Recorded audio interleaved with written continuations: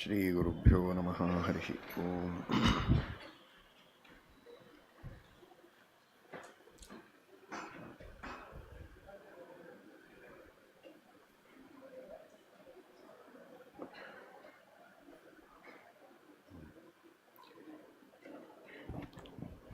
ಬೆಳಗ್ಗೆ ಎದ್ದು ಕೂಡಲೇ ಏನು ಸ್ತೋತ್ರವನ್ನು ಹೇಳ್ತೀರಿ?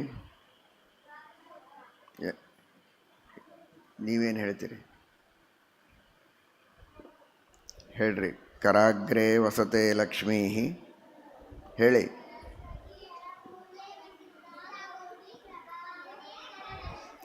ಸಮುದ್ರವಸನೆ ದೇವಿ,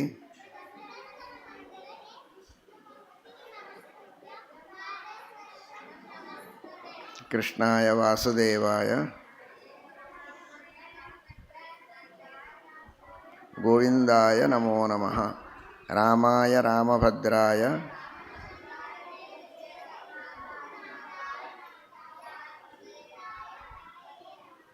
ಸ್ವಾಮಿತ್ವಂ ನೃಹರೇ ಹೇಳಿ.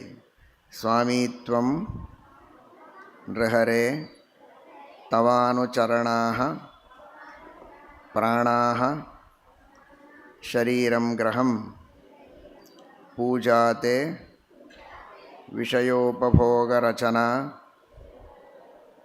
ನಿದ್ರಾ ಸಮಾಧಿಸ್ಥಿತಿ. ಗಟ್ಟಿಯಾಗಿ ಹೇಳಬೇಕು. ಸಂಚಾರ ಪದಯೋಃ ಪ್ರದಕ್ಷಿಣವಿಧಿ ಸ್ತೋತ್ರಾಣಿ ಸರ್ವಾಗಿರಃ ಯದ್ಯತ್ಕರ್ಮ ಕರೋಮಿ ತತ್ತತ್ ಅಖಿಲಂ ವಿಷ್ಣೋ ತವಾರಾಧನಂ. ಈ ಶ್ಲೋಕ ಕಂಠಪಾಠ ಮಾಡ್ಕೊಂಡು ಬರಬೇಕು ನಾಳೆ, ಗೊತ್ತಾಯ್ತಾ? ಕೂಡ್ರಿ.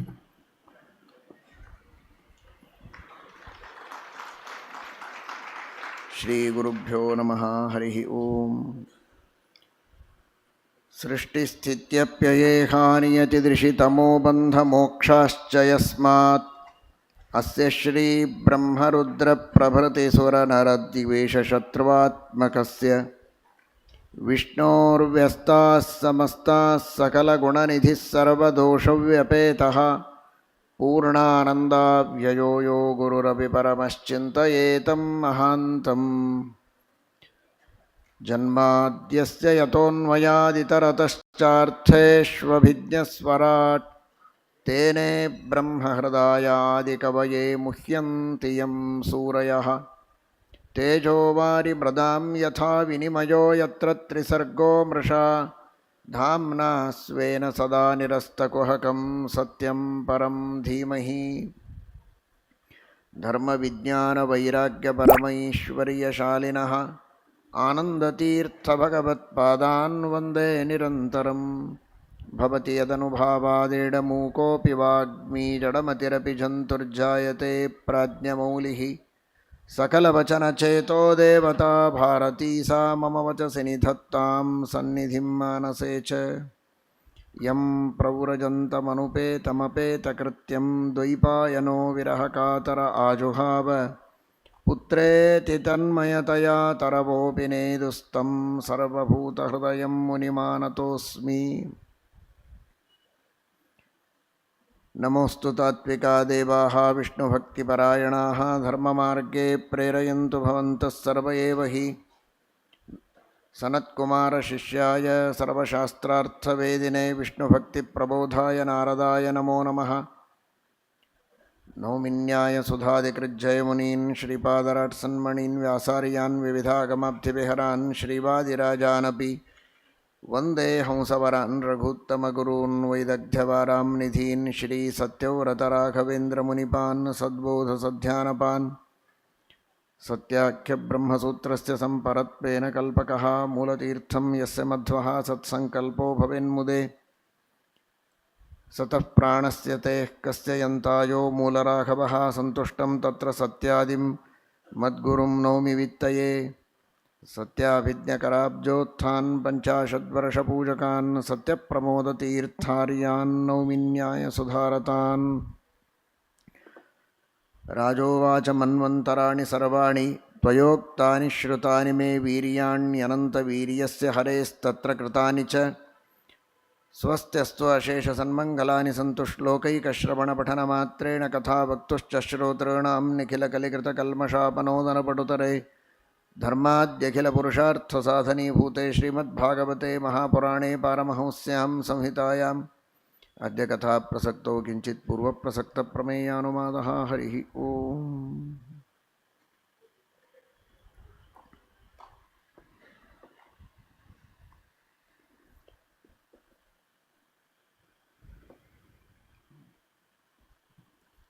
ಪರಮ ಭಗವದ್ಭಕ್ತರಾದ ಅನೇಕ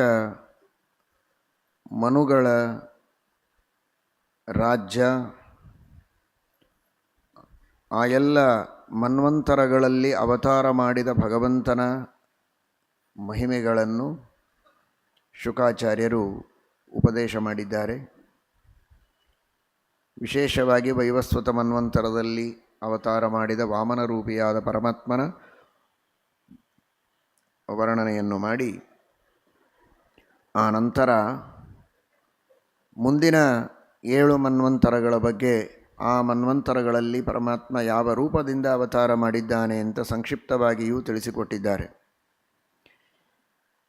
ಬಲಿಚಕ್ರವರ್ತಿಗೆ ವಾಮನದೇವರು ವಿಷ್ಣು ಅನ್ಯಾಯವನ್ನು ಮಾಡಿಲ್ಲ ಅಂತ ನಿನ್ನೆ ತಿಳಿದಿದ್ದೀರಿ. ಅವನು ಮಾಡಿದ ಸಾಧನೆಗೆ ಅವನಿಗೆ ಫಲ ಕೊಟ್ಟಿದ್ದಾನೆ ಪರಮಾತ್ಮ. ಸಾವರ್ಣೆ ಮನ್ವಂತರದಲ್ಲಿ ಬಲಿಚಕ್ರವರ್ತಿಯೇ ಇಂದ್ರನಾಗ್ತಾನೆ. ಪರಮಾತ್ಮ ದೇವಗುಹ್ಯ ಸರಸ್ವತಿ ಎಂಬ ದಂಪತಿಗಳಲ್ಲಿ ಸಾರ್ವಭೌಮ ಎಂಬ ಅವತಾರವನ್ನು ತಾಳ್ತಾನೆ. ಸಾವರ್ಣೆ ಮನ್ವಂತರದಲ್ಲಿ ಬಲಿಚಕ್ರವರ್ತಿ ಮಾಡಿದ ಸಾಧನೆಗೆ ಫಲ ಕೊಡಬೇಕಾದದ್ದು ಎಷ್ಟು ಅನಿವಾರ್ಯ, ಪುರಂದರ ಈ ವೈವಸ್ವತ ಮನ್ವಂತರದಲ್ಲಿ ಇಂದ್ರ ಪುರಂದರ ಮಾಡಿದ ಸಾಧನೆಗೆ ವಂಚನೆಯಾಗಬಾರದು ಅನ್ನೋದು ಅಷ್ಟೇ ಮಹತ್ವದ್ದಿದೆ. ಹಾಗಾಗಿ ಈ ಮನ್ವಂತರ ಸಂಪೂರ್ಣವಾಗಿ ಪುರಂದರ ಇಂದ್ರನಾಗುವಂತೆ ವ್ಯವಸ್ಥೆಯನ್ನು ಮಾಡಿ, ಸಾವರ್ಣೆ ಮನ್ವಂತರದಲ್ಲಿ ಬಲಿಚಕ್ರವರ್ತಿಯನ್ನು ಪರಮಾತ್ಮ ಇಂದ್ರ ಪದವಿಯಲ್ಲಿ ಕೂಡಿಸಿ ಅವನ ವೈಭವದ ರಾಜ್ಯವನ್ನು ರಕ್ಷಣೆ ಮಾಡುವುದಕ್ಕೆ ತಾನು ಸಾರ್ವಭೌಮನಾಗಿ ಆ ಮನ್ವಂತರದಲ್ಲಿ ಪರಮಾತ್ಮ ಅವತಾರವನ್ನು ಮಾಡಿದ್ದಾನೆ, ಅನುಗ್ರಹವನ್ನು ಮಾಡಿದ್ದಾನೆ ಅಂತ ತಿಳಿಸ್ತಾರೆ. ಅದರ ಮುಂದೆ ದಕ್ಷ ಸಾವರ್ಣೆ ಮನ್ವಂತರದಲ್ಲಿ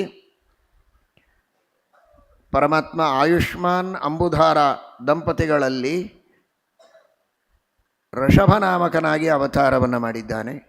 ಬ್ರಹ್ಮ ಸಾವರ್ಣೆ ಮನ್ವಂತರದಲ್ಲಿ ಶ್ರೀಮೂರ್ತಿ ಎಂಬ ಹೆಸರಿನಿಂದ ಪ್ರಜಾಪತಿಗಳ ಗ್ರಹದಲ್ಲಿ ಅವತಾರವನ್ನು ಮಾಡಿದ್ದಾನೆ.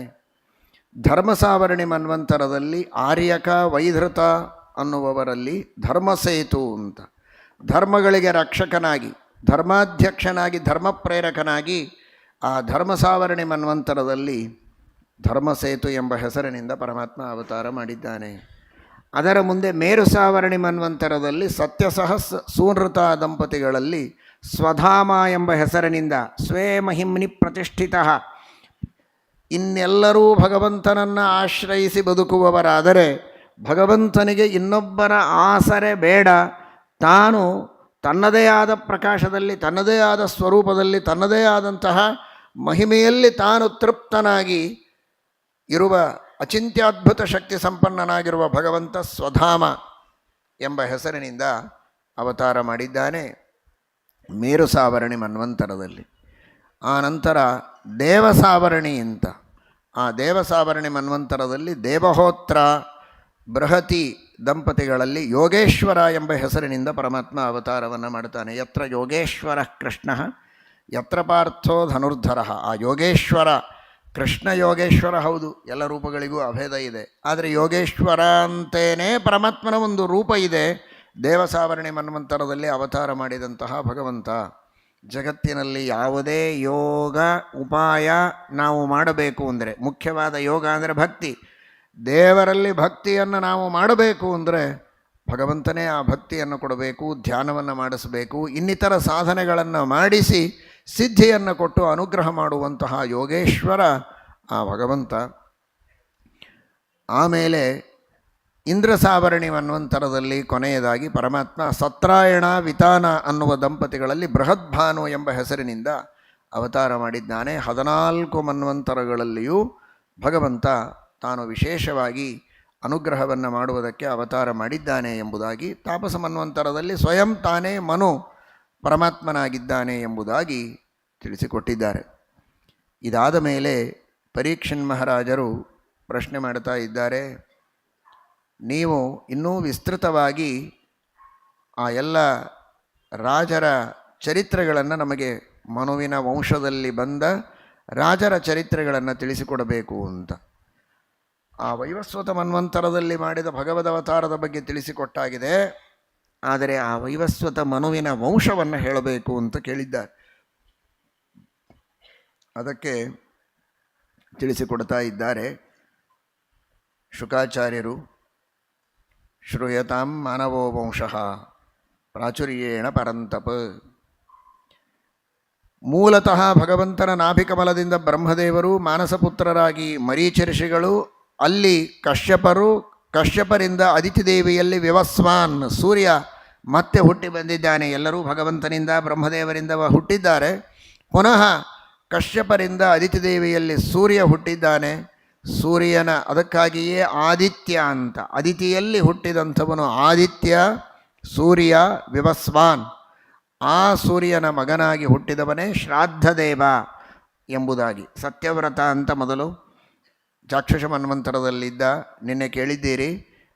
ಮತ್ಸ್ಯಾವತಾರ, ಅವನಿಗೋಸ್ಕರ ಪರಮಾತ್ಮ ವಿಶೇಷವಾಗಿ ಅನುಗ್ರಹ ಮಾಡಿ ತನ್ನ ಕೋಡಿಗೆ ನೌಕೆಯನ್ನು ಕಟ್ಟಿಕೊಂಡು ಸಪ್ತರ್ಷಿಗಳ ಜೊತೆಗೆ ಬೀಜಗಳನ್ನು ತುಂಬಿಕೊಂಡು ಬಂದಾಗ ಚೆನ್ನಾಗಿ ತತ್ವೋಪದೇಶವನ್ನು ಮಾಡಿ ಆಮೇಲೆ ಮುಂಬರುವ ಮನ್ವಂತರದಲ್ಲಿ ಅವನನ್ನು ಅಧಿಪತಿಯಾಗಿ ಮನುವನ್ನಾಗಿ ಮಾಡಿದ್ದಾನೆ. ಮನು ಅಂತಾಗೋದು ಮನು ಅವಬೋಧನೆ. ಜ್ಞಾನ ಇದ್ದರೆ ಅವನು ಮನು, ಹೆಸರಿಗೆ ಮನು ಅಲ್ಲ. ನಿಜವಾದ ತತ್ವಜ್ಞಾನ ಇದ್ದವರೇ ರಾಜ್ಯವನ್ನು ಆಳಬೇಕು ಅಂತ. ವಿಷ್ಣು ಭಕ್ತಿ ಇರಬೇಕು, ತತ್ವಜ್ಞಾನ ಇರಬೇಕು, ಧರ್ಮಜ್ಞಾನ ಇರಬೇಕು, ಧರ್ಮಾನುಷ್ಠಾನ ಇರಬೇಕು. ಅದಕ್ಕಾಗಿ ಹೇಗೆ ವ್ಯವಸ್ಥೆ ಮಾಡಿದ್ದಾನೆ ನೋಡಿ. ತಾನೇ ಮತ್ಸ್ಯನಾಗಿ ಜ್ಞಾನವನ್ನು ತುಂಬಿದ್ದಾನೆ. ಚಾಕ್ಷುಷ ಮನ್ವಂತರದ ಕೊನೆಯ ಹಂತದಲ್ಲಿ, ಪ್ರಳಯ ಕಾಲದಲ್ಲಿ ಜ್ಞಾನವನ್ನು ತುಂಬಿ ಆಮೇಲೆ ಅವನನ್ನು ಮುಂದೆ ಮನುವನ್ನಾಗಿ ಮಾಡಿದ್ದಾನೆ. ಅಂತಹ ಆ ಶ್ರಾದ್ದದೇವ, ಅವನ ಹೆಂಡತಿ ಶ್ರದ್ಧಾ, ಉತ್ತಮ ಸಂತಾನ ಆಗಬೇಕು ಅನ್ನುವುದಕ್ಕೋಸ್ಕರವಾಗಿ ವಸಿಷ್ಠ ಋಷಿಗಳಿಗೆ ಪ್ರಾರ್ಥನೆಯನ್ನು ಮಾಡಿದ್ದಾರೆ. ಅವರು ಯಜ್ಞವನ್ನು ಮಾಡಿಸ್ತಾ ಇದ್ದಾರೆ. ಶ್ರೇಷ್ಠ ಸತ್ಪುತ್ರ ಆಗಬೇಕು ರಾಜ್ಯವನ್ನು ಆಳುವುದಕ್ಕೆ ಅಂತ ಮನುವಿನ ಮನಸ್ಸು.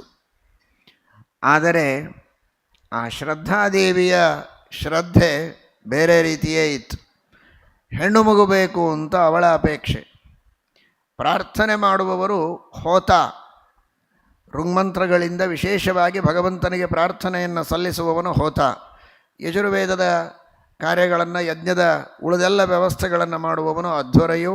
ಸಾಮವೇದದ ಗಾನ ಮಾಡುವವನು ಉದ್ಗಾತ. ಅಥರ್ವವೇದ ಹಾಗೂ ಎಲ್ಲರ ಕಾರ್ಯಗಳನ್ನು ಗಮನದಲ್ಲಿಟ್ಟು ಅದರ ಮೇಲ್ವಿಚಾರಣೆಯನ್ನು ಮಾಡುವವನು ಬ್ರಹ್ಮ.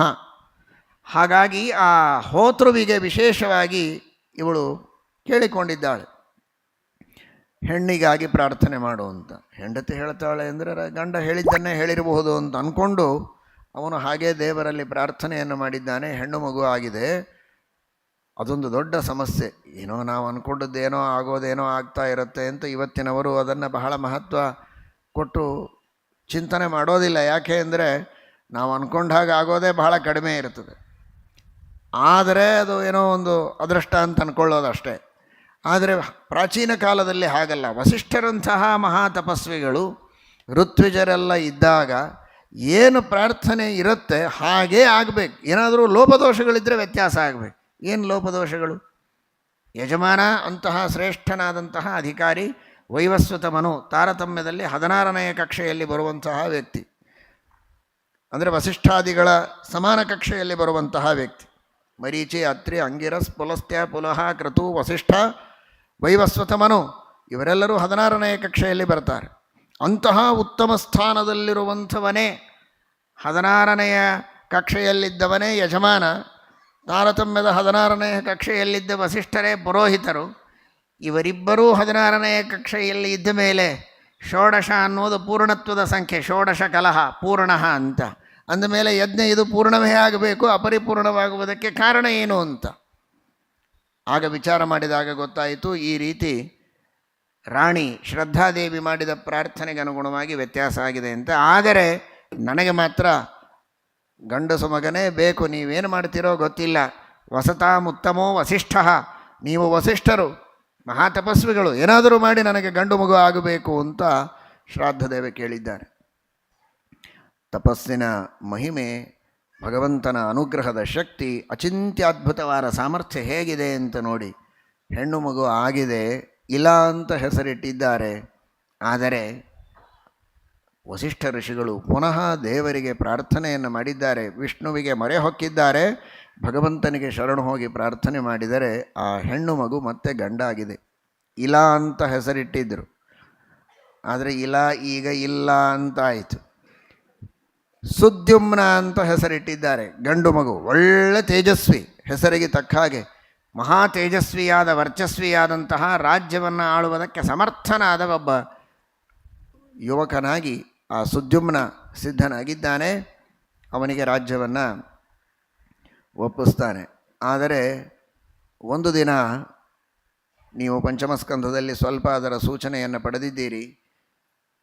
ನಮ್ಮ ಜಂಬೂದ್ವೀಪದ ಮಧ್ಯಭಾಗದಲ್ಲಿರುವಂಥದ್ದು ಇಲಾವೃತ ಖಂಡ. ಆ ಇಲಾವೃತ ಖಂಡಕ್ಕೆ ಬಂದಿದ್ದಾನೆ ಈ ಮಹಾರಾಯ ಸುದ್ಯುಮ್ನ ತನ್ನ ಎಲ್ಲ ಅನುಚರರ ಜೊತೆಗೆ ಕುದುರೆ ಮೇಲೆ ಕುಳಿತು. ಅಲ್ಲಿ ಬಂದರೆ ಮತ್ತೆ ಹೆಣ್ಣಾಗಿದ್ದಾನೆ. ಹುಟ್ಟುವಾಗ ಹೆಣ್ಣಾಗಿದ್ದ, ವಸಿಷ್ಠರ ತಪಸ್ಸಿನಿಂದ ಪುನಃ ಗಂಡಾಗಿ ಸುದ್ಯುಮ್ನಾಗಿದ್ದ. ಮತ್ತೆ ಅವನು ಮಾತ್ರ ಅಲ್ಲ, ಅವನ ಜೊತೆಗೆ ಬಂದ ಅವನ ಅನುಚರರೆಲ್ಲ ಹೆಣ್ಣಾಗಿದ್ದಾರೆ. ಕುದುರೆಗಳೂ ಹೆಣ್ಣಾಗಿವೆ, ಗಂಡು ಕುದುರೆಗಳೆಲ್ಲ ಹೆಣ್ಣು ಕುದುರೆಗಳಾಗಿವೆ. ಯಾಕೆ ಅಂದರೆ ರುದ್ರದೇವರ ಶಾಪ ಇತ್ತು. ಯಾರು ಈ ಪ್ರದೇಶದಲ್ಲಿ ಪುರುಷರು ಬರ್ತಾರೋ ಅವರೆಲ್ಲರೂ ಹೆಣ್ಣಾಗಬೇಕು. ರುದ್ರದೇವರು ಮಾತ್ರ ಆ ಇಡೀ ಇಲಾವೃತ ಖಂಡದಲ್ಲಿ ಪುರುಷರು, ಇನ್ನುಳಿದವರೆಲ್ಲ ಹೆಣ್ಣು ಮಕ್ಕಳು ಮಾತ್ರ ಅಲ್ಲಿರಬೇಕು ಅಂತ ಅವರ ಶಾಪ ಇತ್ತು. ಹಾಗಾಗಿ ಇವನು ಮತ್ತೆ ಹೆಣ್ಣಾಗಿದ್ದಾನೆ. ಆಗ ಅವನಿಗೆ ಏನು ಮಾಡಬೇಕು ಅಂತ ಗೊತ್ತಾಗಲಿಲ್ಲ. ನೋಡ್ಕೊಳ್ತಾನೆ, ಬಹಳ ವಿಚಿತ್ರ ಅನಿಸಿದೆ, ಸಂಕೋಚ ಆಗಿದೆ. ಮತ್ತೆ ರಾಜ್ಯಕ್ಕೆ ಹೋಗೋದು ಹೇಗೆ, ಮುಖ ಹೇಗೆ ತೋರಿಸಲಿ ನಾನು ಹೆಣ್ಣಾಗಿ?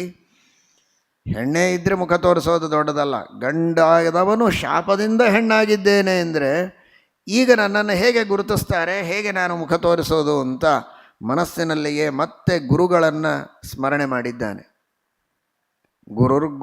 ಗುರುರೀತಿ ಜಪತೋ ನಾಸ್ತಿ ಪಾತಕಂ.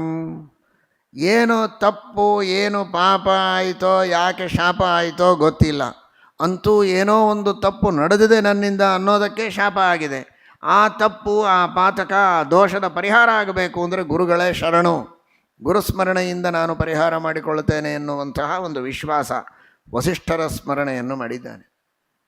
ವಸಿಷ್ಠರ ಮಹಿಮೆ ಬಹಳ ಅದ್ಭುತವಾದಂತಹ ಮಹಿಮೆ. ಅನೇಕ ಪುರಾಣಗಳಲ್ಲಿ ಬೇರೆ ಬೇರೆ ಪ್ರಸಂಗಗಳಲ್ಲಿ ನಾವು ಕೇಳುತ್ತೇವೆ. ಹಾಗಾಗಿ ಆ ವಸಿಷ್ಠರ ಸ್ಮರಣೆ ಮಾಡುವ ಮಾತ್ರದಿಂದ ವಸಿಷ್ಠರು ಮತ್ತೆ ಇವನ ಅಪೇಕ್ಷೆಯನ್ನು ತಿಳಿದು ರುದ್ರದೇವರ ಪ್ರಾರ್ಥನೆಯನ್ನು ಮಾಡಿದ್ದಾರೆ. ರುದ್ರಾಂತರ್ಗತನಾದ ಪರಮಾತ್ಮನನ್ನು ಚೆನ್ನಾಗಿ ತಿಳಿದುಕೊಳ್ಳಿ. ಮೊದಲು ಬಾರಿ ಹೆಣ್ಣು ಗಂಡಾಗಬೇಕು ಅಂದರೆ ವಿಷ್ಣುವಿಗೆ ಪ್ರಾರ್ಥನೆಯನ್ನು ಮಾಡಿದ್ದಾರೆ.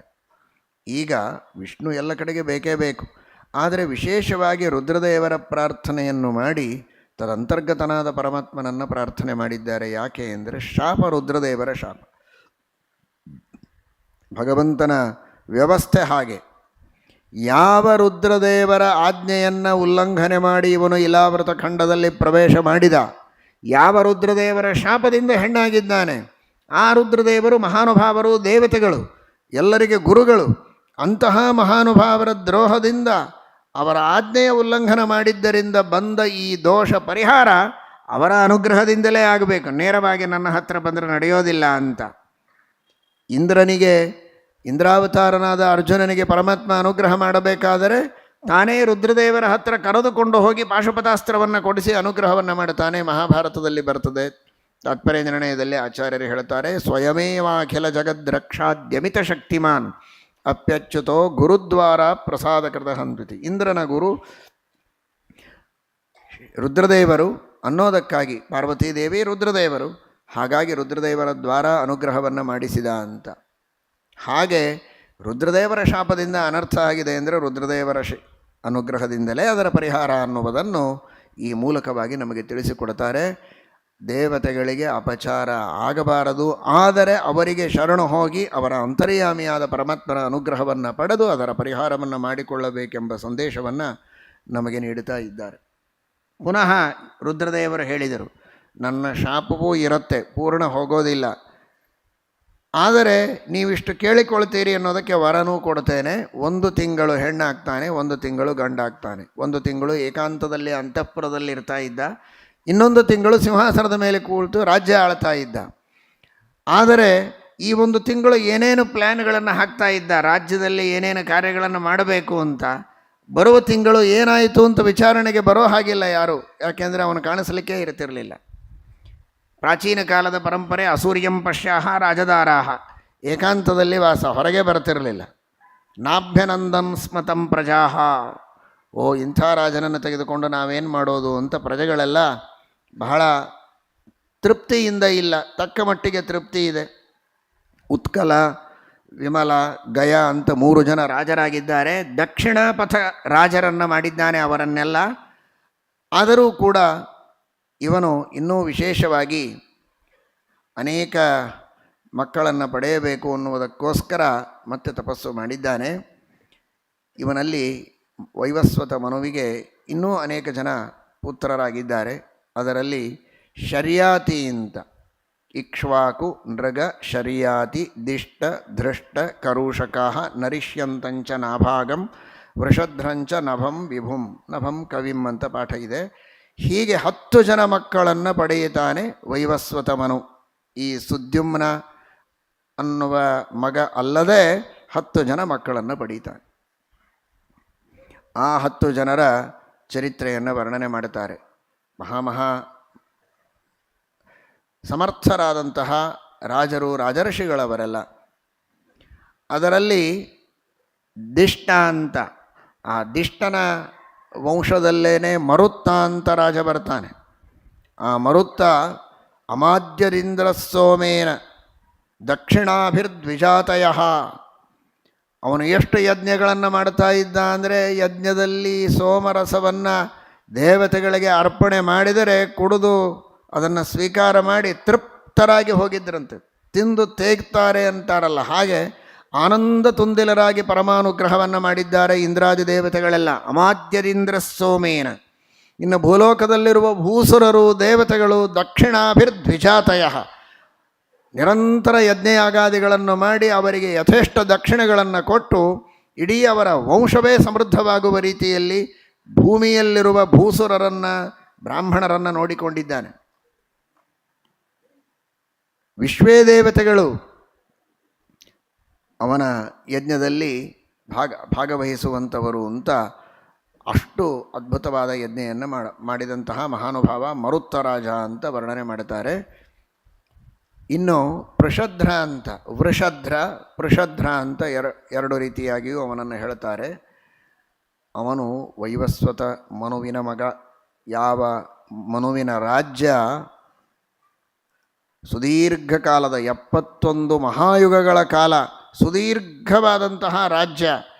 ಅಂತಹ ವೈವಸ್ವತ ಮನುವಿನ ಒಬ್ಬ ಮಗನಾದರೂ ಕೂಡ ಗುರುಕುಲದಲ್ಲಿ ವಾಸ ಮಾಡಿ ಅಧ್ಯಯನವನ್ನು ಮಾಡಿದ್ದಾನೆ. ಎಷ್ಟೇ ದೊಡ್ಡ ಶ್ರೀಮಂತನಾಗಿರಬಹುದು, ರಾಜಕುಮಾರನಾಗಿರಬಹುದು, ವಿದ್ವಾಂಸರ ಮಗನಾಗಿರಬಹುದು, ಅಧ್ಯಯನವನ್ನು ಮಾಡಬೇಕಾದರೆ ಗುರುಗಳ ಚರಣಗಳಿಗೆ ಶರಣು ಹೋಗಿ ಗುರುಕುಲದಲ್ಲಿ ಸೇವೆ ಮಾಡಿಯೇ ವಿದ್ಯೆಯನ್ನು ಪಡೆಯಬೇಕೇ ಹೊರತು ಶ್ರೀಮಂತ ಅನ್ನೋದಕ್ಕೆ ತನ್ನ ಮನೆಯಲ್ಲಿಯೇ ತಾನು ವಿದ್ಯೆಯನ್ನು ಕಲಿತೇನೆ, ಗುರುಗಳಿಗೆ ಇಲ್ಲಿ ಬರಲಿಕ್ಕೆ ಹೇಳ್ತೇನೆ ಅಥವಾ ಆನ್ಲೈನಲ್ಲಿ ಕೇಳ್ತೇನೆ, ಕೇವಲ ಗುರುಕುಲದಲ್ಲಿದ್ದು ಗುರುಗಳ ಸೇವೆಯನ್ನು ಮಾಡೋದಿಲ್ಲ ಅಂದರೆ ನಡೆಯೋದಿಲ್ಲ.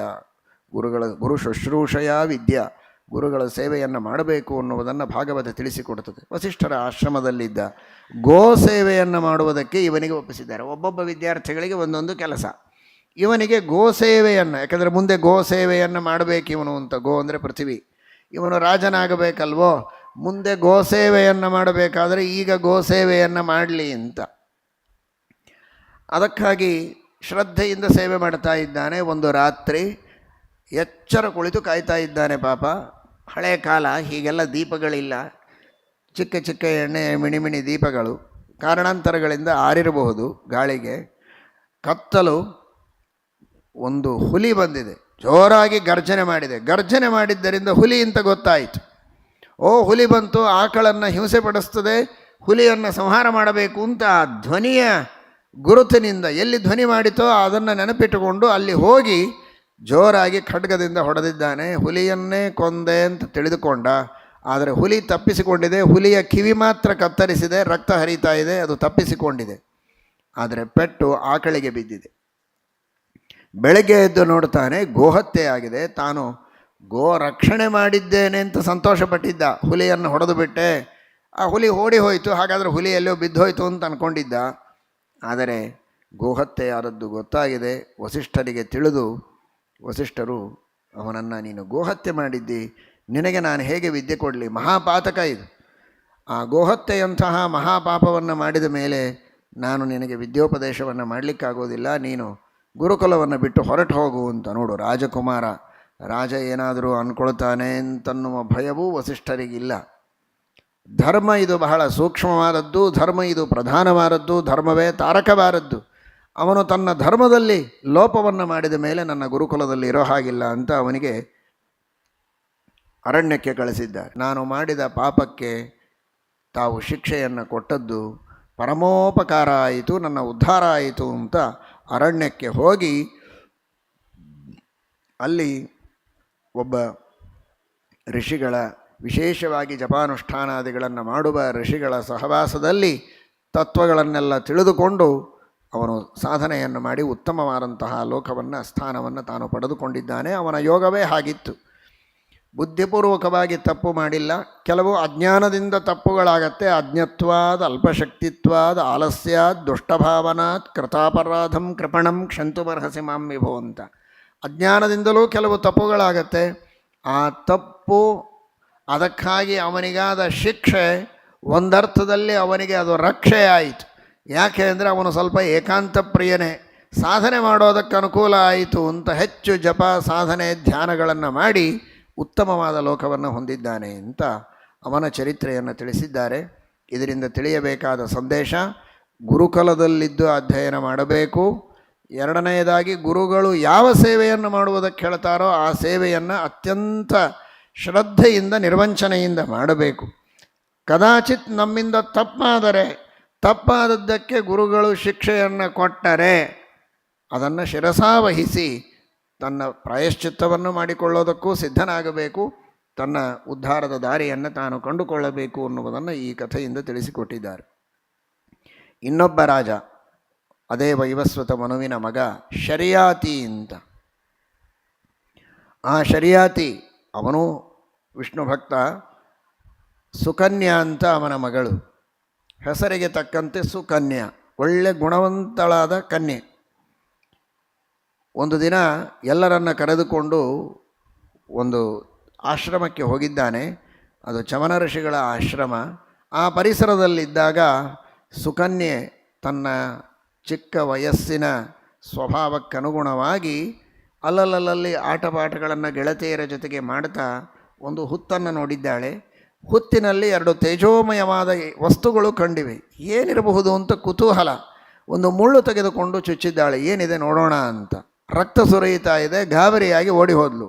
ಏನೋ ಒಂದು ವಿಚಿತ್ರವಾದ ವ್ಯಕ್ತಿತ್ವ ಒಳಗಿದೆ. ಯಾವುದೋ ತೇಜೋಮಯವಾದಂತಹ ಹುಳನೋ ಇನ್ನೇನೋ ಇರಬಹುದು ಅಂತ ನಾನು ಅಂದ್ಕೊಂಡಿದ್ದೆ. ಆದರೆ ರಕ್ತ ಸುರಿಯುತ್ತಾ ಇದೆ ಅಂದರೆ ಯಾರೋ ಒಳಗಿದ್ದಾರೋ ಏನೋ ಅಂತ ಭಯವಾಗಿದೆ. ಆದರೆ ಯಾರ ಮುಂದೆ ಹೇಳಿಲ್ಲ. ಸ್ವಲ್ಪ ಹೊತ್ತಿನಲ್ಲಿ ರಾಜರು, ಮಂತ್ರಿಗಳು, ಬಂದವರು ಎಲ್ಲರಿಗೂ ಕೂಡ ಉದರಶೂಲ ಪ್ರಾರಂಭ ಆಗಿದೆ. ಮಲಮೂತ್ರಗಳ ನಿರೋಧ, ಹೊಟ್ಟೆ ಉಬ್ಬುತ್ತಾ ಇದೆ, ನೋವಾಗ್ತಾ ಇದೆ, ತಡೆದುಕೊಳ್ಳೋದಕ್ಕೆ ಸಾಧ್ಯವಾಗ್ತಾ ಇಲ್ಲ. ಶರ್ಯಾತಿ ಆಲೋಚನೆ ಮಾಡಿದ್ದು ಯಾವ ವೈದ್ಯರನ್ನು ಕರೆಸಿ ಅಂತ ಹೇಳಲಿಲ್ಲ. ಅವನು ಯಾರು ತಪ್ಪು ಮಾಡಿದ್ದೀರಿ ಅಂತ ಕೇಳ್ತಾನೆ. ಅವನಿಗೆ ಗೊತ್ತು, ಒಂದೇ ಹೊತ್ತಿನಲ್ಲಿ ಆರಾಮಾಗಿದ್ದ ವ್ಯಕ್ತಿಗಳು ಎಲ್ಲರಿಗೂ ಉದರ ಬಾಧೆ ಬರಬೇಕು ಅಂದರೆ ಇಲ್ಲೇನೋ ಒಂದು ದೊಡ್ಡವರಿಗೆ ಅಪಚಾರ ಆಗಿದೆ. ಸಾಮಾನ್ಯವಾದ ಪಾಪಕ್ಕೆ ಇಷ್ಟು ಬೇಗ ಇಷ್ಟು ಜನರಿಗೆ ಇಂತಹ ದೊಡ್ಡ ಆಪತ್ತು ಬರಲಿಕ್ಕೆ ಸಾಧ್ಯ ಇಲ್ಲ. ಅಂದರೆ ಮನುಷ್ಯನ ಒಂದು ವಿಚಾರದ ಸರಣಿ ಈ ಕ್ರಮದಲ್ಲಿ ಇರಬೇಕು ಅನ್ನುವುದನ್ನು ಭಾಗವತ ತಿಳಿಸ್ತದೆ. ಮನೆಯಲ್ಲಿದ್ದವರಿಗೆ ಎಲ್ಲ ಅನಾರೋಗ್ಯ, ಏನೋ ಸಮಸ್ಯೆ, ಏನೋ ಉದ್ವೇಗ, ಔಷಧೋಪಚಾರಗಳು ಬೇಡ ಅಂತಲ್ಲ, ಅದರ ಜೊತೆಗೆ ಏನಾಗಿರಬಹುದು, ಏನು ತಪ್ಪು ನಡೆದಿದೆ, ಅದಕ್ಕಾಗಿ ಏನು ಪ್ರಾಯಶ್ಚಿತ್ತ, ಅದನ್ನು ನಾವು ಮಾಡಿ ಭಗವಂತನ ಸ್ತೋತ್ರಗಳನ್ನು ಮಾಡಿ ಪ್ರಾಯಶ್ಚಿತ್ತ ಮಾಡಿಕೊಂಡು ಪಾಪಗಳನ್ನು ಕಳೆದುಕೊಳ್ಳುವಂತಹ ರೋಗದ ಮೂಲ ಪಾಪಗಳು. ಅದಕ್ಕಾಗಿ ಧನ್ವಂತರಿ ಅಂತ, ಧನ್ವ ಅಂದರೆ ಪಾಪ, ರೋಗ ಪರಿಹಾರ ಮಾಡುವಂತಹ ದೇವರ ಹೆಸರು ಧನ್ವಂತರಿ ಅಂತ, ಪಾಪ ಪರಿಹಾರಕ ಅಂತ ಅದರ ಅರ್ಥ. ಯಾಕೆ ಅಂದರೆ ರೋಗಗಳ ಮೂಲವೇ ಪಾಪ ಅಂತ. ಆಗ ಇವಳು ಪ್ರಾಮಾಣಿಕವಾಗಿ ಹೇಳಿದ್ದಾಳೆ, ಹೀಗೇನೋ ವಸ್ತು ಇತ್ತು, ನಾನು ಚುಚ್ಚಿದ್ದಕ್ಕೆ ರಕ್ತ ಬಂದದ್ದು ಮಾತ್ರ ಕಂಡಿದೆ, ಅದೇ ಅಪಚಾರ ಆಗಿರಬಹುದು ಅಂತ. ಹೋಗಿ ನೋಡಿದರೆ ಅವರು ಮಹಾ ತಪಸ್ವಿಗಳು, ಚವನ ಋಷಿಗಳು. ಸಾಷ್ಟಾಂಗ ಪ್ರಣಾಮ ಮಾಡಿದ, ಅಪರಾಧ ಆಗಿದೆ ನಮ್ಮವರಿಂದ, ಕ್ಷಮಾ ಮಾಡಿ ಉದ್ಧಾರ ಮಾಡಬೇಕು ಅಂತ. ಮಹಾ ತಪಸ್ವಿಗಳು ಚವನ ಋಷಿಗಳು, ಅವರ ಕಥೆ ನೀವೆಲ್ಲ ಕೇಳಿರ್ತೀರಿ. ಸಮುದ್ರ ಮಧ್ಯದಲ್ಲಿ ಕುಳಿತು ತಪಸ್ಸು ಮಾಡಿದಂತಹ ಮಹಾನುಭಾವರು ಆ ಚವನ ಋಷಿಗಳು. ಅಂತಹ ಚವನ ಋಷಿಗಳಿಗೆ ನಮಸ್ಕಾರ ಮಾಡಿದಾಗ ಅವರು ಹೇಳಿದರು, ನಿಮ್ಮ ಈ ಆಪತ್ತಿನ ಪರಿಹಾರ ಆಗಬೇಕು ಅಂದರೆ ಆ ಸುಕನ್ಯೆಯನ್ನು ನನಗೆ ಕೊಟ್ಟು ಮದುವೆ ಮಾಡಿಬಿಡು ಅಂದ. ಅವನು ಏನು ಹೇಳಬೇಕು ಗೊತ್ತಾಗಿಲ್ಲ. ಇವಳು ಚಿಕ್ಕ, ಇನ್ನೂ ಸಣ್ಣ ವಯಸ್ಸಿನ ಕನ್ಯೆ, ಅವರಿಗೆ ಎಷ್ಟೋ ನೂರಾರು ವರ್ಷಗಳಾಗಿ ಹೋಗಿದೆ. ಅಂತಹ ಅತ್ಯಂತ ವೃದ್ಧರಾದ ಅವರಿಗೆ ಈ ಸುಕನ್ಯೆಯನ್ನು ಕೊಟ್ಟು ಮದುವೆ ಮಾಡುವುದು ಹೇಗೆ ಅಂತ ಆಲೋಚನೆ ಒಂದು ಕ್ಷಣ ಬಂತೋ ಏನೋ, ಆದರೆ ಆಲೋಚನೆ ಹೆಚ್ಚು ಮಾಡಲಿಲ್ಲ ಅವನು. ಯಾಕೆ ಅಂದರೆ ಇಡೀ ಪ್ರಜೆಗಳ ಭವಿಷ್ಯ ಇದೆ. ಅಷ್ಟೆಲ್ಲ ಪ್ರಜೆಗಳು ಉದರ ಬಾಧೆಯಿಂದ ಒದ್ದಾಡ್ತಾ ಇದ್ದಾರೆ. ನಾನು ನನ್ನೊಬ್ಬಳ ಮಗಳನ್ನು ಕೊಟ್ಟು ಮದುವೆ ಮಾಡೋದಿಲ್ಲ ಅಂದರೆ ಮಗಳೂ ಉಳಿಯೋದಿಲ್ಲ, ನಾನೂ ಉಳಿಯೋದಿಲ್ಲ, ಪ್ರಜೆಗಳೂ ಉಳಿಯೋದಿಲ್ಲ. ಎಲ್ಲರ ಹಿತಕ್ಕಾಗಿ ತ್ಯಜೇದೇಕಂ ಕುಲಸ್ಯ ಅರ್ಥೆ. ಅವಳನ್ನು ತ್ಯಾಗ ಮಾಡೋದು ಅಂದ್ರೇನು, ಪ್ರಾಣ ಬಿಡೋದಲ್ಲ, ಆದರೆ ಚಿಕ್ಕ ವಯಸ್ಸಿನವಳಾದರೂ ವೃದ್ಧರನ್ನು ಮದುವೆ ಮಾಡಿಕೊಳ್ಳೋದೊಂದು ದೊಡ್ಡ ತ್ಯಾಗ. ಆ ತ್ಯಾಗಕ್ಕಾಗಿ ಅವನೂ ಸಿದ್ಧನಾದ. ಅವನಿಗಿಂತಲೂ ಮೇಲಾಗಿ ಆ ಸುಕನ್ಯೆ ಅಷ್ಟೇ ಉತ್ಸಾಹದಿಂದ ಎಲ್ಲರ ಹಿತಕ್ಕಾಗಿ ನಾನು ಮದುವೆಯಾಗ್ತೇನೆ ಅಂತ ಸಿದ್ಧಳಾಗಿದ್ದಾಳೆ. ಇದು ಒಂದು ಶ್ರೀಮದ್ ಭಾಗವತ ಸಂದೇಶವನ್ನು ನೀಡುತ್ತಾ ಇದೆ.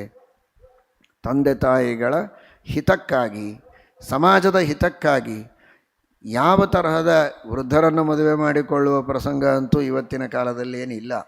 ಆದರೆ ಯಾವುದು ಯೋಗ್ಯವಾದದ್ದು, ಶಾಸ್ತ್ರವಿಹಿತವಾದ, ತಂದೆ ತಾಯಿಗಳ ಹಾಗೂ ತನ್ನ ಎಲ್ಲ ಬಂಧು ಬಾಂಧವರ, ಸಮಾಜದ ಹಿತ, ಅವರೆಲ್ಲರ ಸಂತೋಷ ಮತ್ತು ತನ್ನ ಶುದ್ಧವಾದ ಅನೂಚಾನ ಪರಂಪರೆಯಿಂದ ಬಂದಂತಹ ತನ್ನ ಶುದ್ಧವಾದ ಧರ್ಮ, ಆ ಧರ್ಮವನ್ನು ಉಳಿಸುವುದಕ್ಕಾಗಿ ಯೋಗ್ಯವಾದ ವಿವಾಹ ಸಂಬಂಧವನ್ನು ಮಾಡಿಕೊಳ್ಳುವ ಪ್ರತಿಜ್ಞೆಯನ್ನು ಪ್ರತಿಯೊಬ್ಬ ಯುವಕರು ಹಾಗೂ ಯುವತಿಯರು ಮಾಡಬೇಕಾದದ್ದು ಈ ಒಂದು ಸುಕನ್ಯೆಯ ಚರಿತ್ರೆಯಿಂದ ತಿಳಿಯಬೇಕಾದ ಸಂದೇಶ. ಎಂತಹ ದೊಡ್ಡ ತ್ಯಾಗವನ್ನು ಮಾಡಿದ್ದಾಳೆ. ಒಳ್ಳೆಯ ಯುವಕರನ್ನೇ ಯುವತಿಯರು ಮದುವೆಯಾಗಲಿ, ಯುವತಿಯರನ್ನೇ ಯುವಕರು ಮದುವೆಯಾಗಲಿ, ವೃದ್ಧರನ್ನು ಮದುವೆ ಆಗೋ ಅವಶ್ಯಕತೆ ಇಲ್ಲ. ಆದರೆ ನಮ್ಮ ಧರ್ಮದ ಚೌಕಟ್ಟಿನಲ್ಲಿ, ಶಾಸ್ತ್ರದ ಚೌಕಟ್ಟಿನಲ್ಲಿ, ಎಲ್ಲ ಸಮಾಜ ಬಾಂಧವರಿಗೆ ಹಿತವಾಗುವ ರೀತಿಯಲ್ಲಿ ಮದುವೆಯ ಸಂಬಂಧವನ್ನು ಮಾಡಬೇಕು ಅನ್ನುವುದನ್ನು ಇದರಿಂದ ತೋರಿಸಿಕೊಡ್ತಾರೆ. ಮುಂದೆ ಮದುವೆಯಾಗಿದೆ, ಮದುವೆ ಮಾಡಿಕೊಟ್ಟು ಹೊರಟ ಸ್ವಲ್ಪ ದಿವಸದ ನಂತರ ಅಳೆಯಂದಿರು ಚವನ ಋಷಿಗಳು ತಾನು ಯಜ್ಞ ಮಾಡಬೇಕು ಅಂತ ಹೊರಟಿದ್ದಾನೆ.